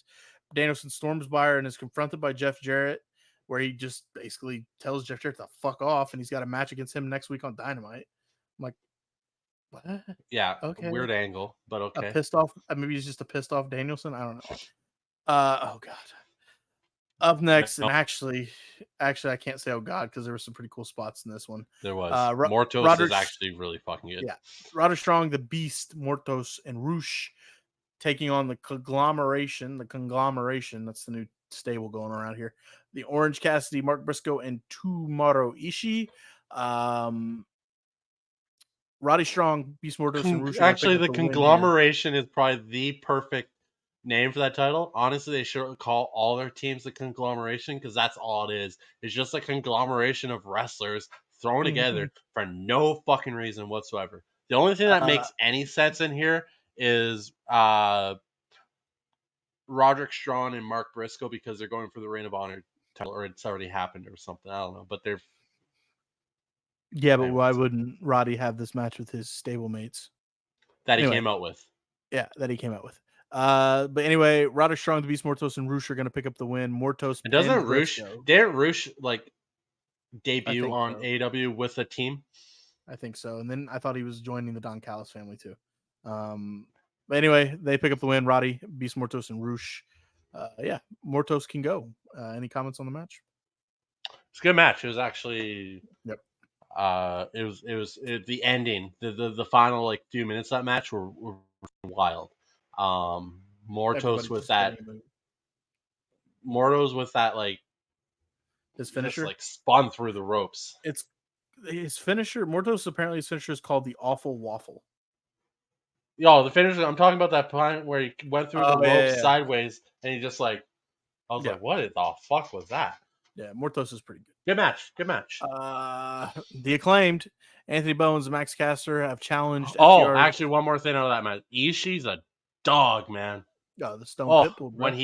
he did that suplex on Mortos, Mm-hmm, I was like, it was like a stalling suplex too. I'm just like, mm-hmm. that is impressive. Anthony Bowens, Max Caster, the acclaimed have challenged FTR's Cash Wheeler and Dax Harwood to a match on Collision. There's that. Mariah May speaking. Won't see that match. Mariah May speaking briefly with Renee Paquette. Bruh, get better writers. They didn't even spell Renee. Paquette. Did they They didn't. spell it Paquette? Did they They spell it Paquette? Pquette. P Paquette. Paquette. Pquette. Mariah May says she loved Tony and that Tony gave her everything. And she always said the business would eat her up and it was just her time to You know, eat. John Moley is going to be upset. Well, Tanya Storm is cutting a Did, promo. did he? No. John, Tony Storm John cuts a Moley. promo on John stage. Moley. John Moley. Tony's cutting a promo where she's looking wild and she's just screaming and saying how much she loved Mariah and how they say you find what you love and you let it kill you, but she was going to kill Mariah. Camille, she has her first match against Britt, against its squash match. Camille with Mercedes Monet. Camille's going to pick up the win here. And then Mercedes Monet cuts a You're not even going to promo. say the other person's name in that match? Brittany Jade. I didn't say it. No, you didn't. You went Brittany. Sorry. No, you didn't even say Brittany. You went Britt, and then you stopped. You Camille don't. beats. No love for Brittany Jade from this guy. This guy claims to be an AEW fan. Wow. Yeah, sorry. And then we get Mercedes Monet with a mic. Here comes the money. Here we go. Money talk. Sorry. What was that? You're gonna get us copyrighted. I didn't play it for long. Here comes the Monet as Mercedes Monet cuts a promo after the match where she welcomes Camille to the Monet Corporation. You legit scared the shit out of me with I saw your face. That was gold. And then he takes shots at Britt Baker, and Monet says that her EVPs have suspended Britt for what she did at Comic-Con when she attacked Mercedes. What'd you think of Mercedes Monet and Monet Incorporated, Monet Corporation?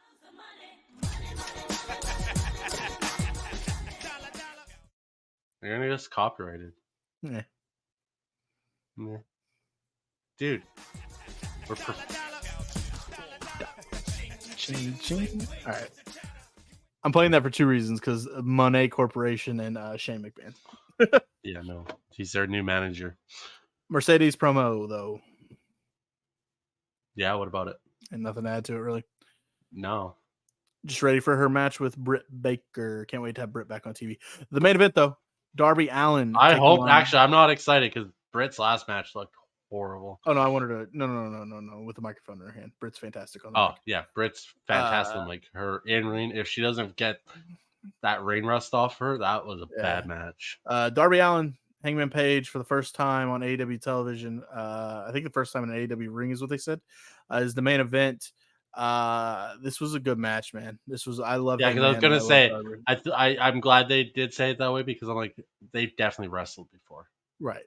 It was a very, very competitive match where basically Darby had a nice little coffin drop from the ring, the entrance ramp onto Hangman.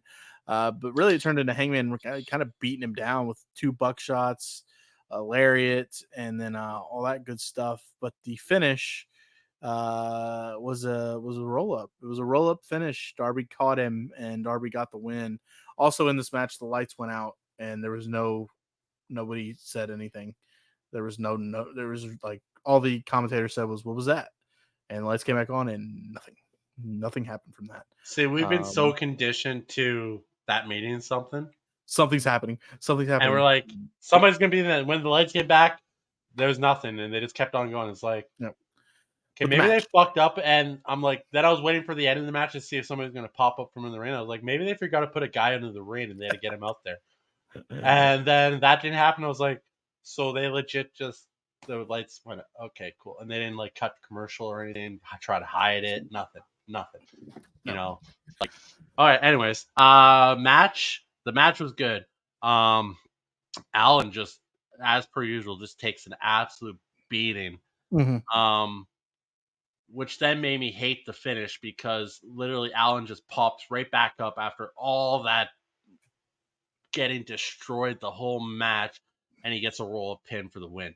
Although I have to say, the combination, how he got into that roll-up was actually, I was like, that's actually really cool how he got into it, but I don't like it because Darby Allin was destroyed in that match, and he popped back up like nothing had happened to him at all match, and then got the win. I did not like the finish at all. You should, and to give Hangman another loss, what do we? But yeah, at the same time, Darby could have took the loss, but whatever. Darby's got 2 title shots coming up, guaranteed. Yep, he can take the loss. Who gives a shit if he loses here? It doesn't matter. He's getting title shots. Right. Back-to-back pay-per-views. That was AEW Dynamite. It was a show. It was a show. It was a non-eventful show, in my opinion. But now it's time to break down the finals. AEW's in this weird position right now where they've just been putting on very lackluster shows, and their bookings all over the place, and it's confusing as shit sometimes. And we're tuning into it already on a low point, going, Yeah. we don't want to watch it. So it's going to take something absolutely amazing from them to maybe make us hyped again. And usually this is where I would defend it and say, I love watching wrestling, but AEW is a tough fuck watch right now. And Yep. WWE just does it better. They just do. You can't give me any argument that AEW is even on the same fucking level, because they're not. They're not even close. They don't even have as many followers on Twitter as Speed gets. Like, Agreed. that blows my mind. How do they not even have 1 million followers on Twitter? I think like there's dogs that have Twitter's account that have more followers. Well, with that being said, it's time to pick our individual wrestler of the week. RK, who do you got?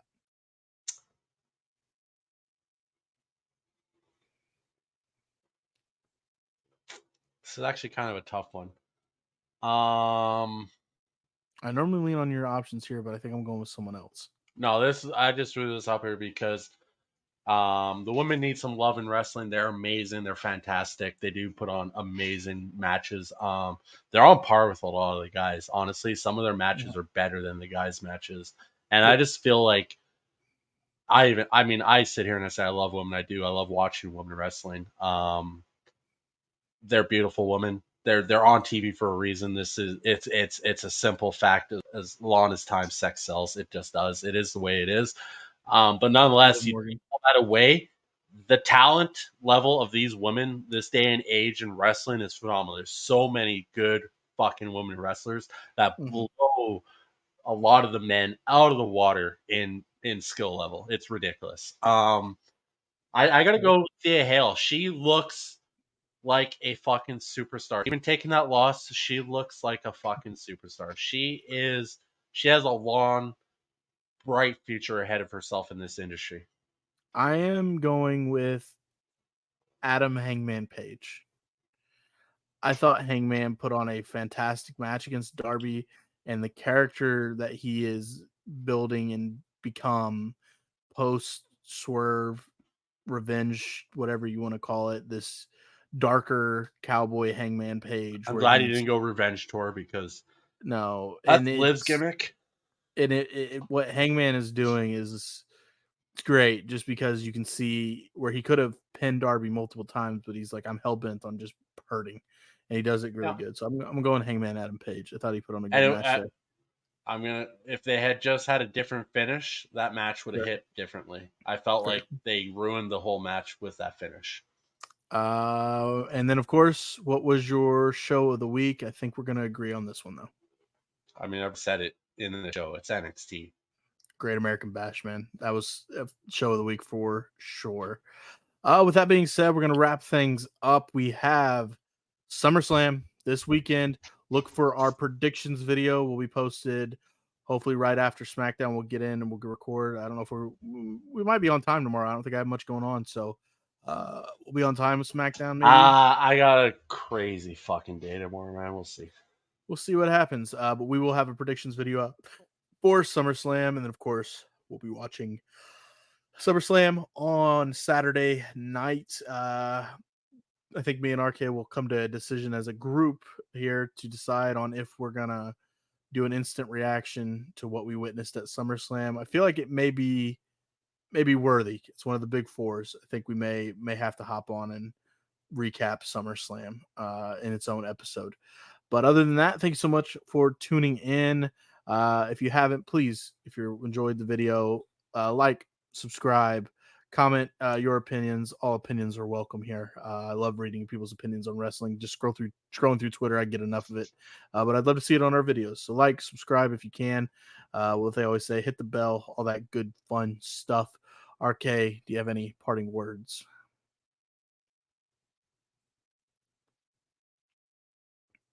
No, not really. Twirl in the sand. Twirl in the sand. No, departing words. No, man. I really don't. I was trying to come up with something. I really I'll couldn't. tell you what. So We'll end with this. We'll just go. We'll end with this. What is the one match on SummerSlam that you're most excited for?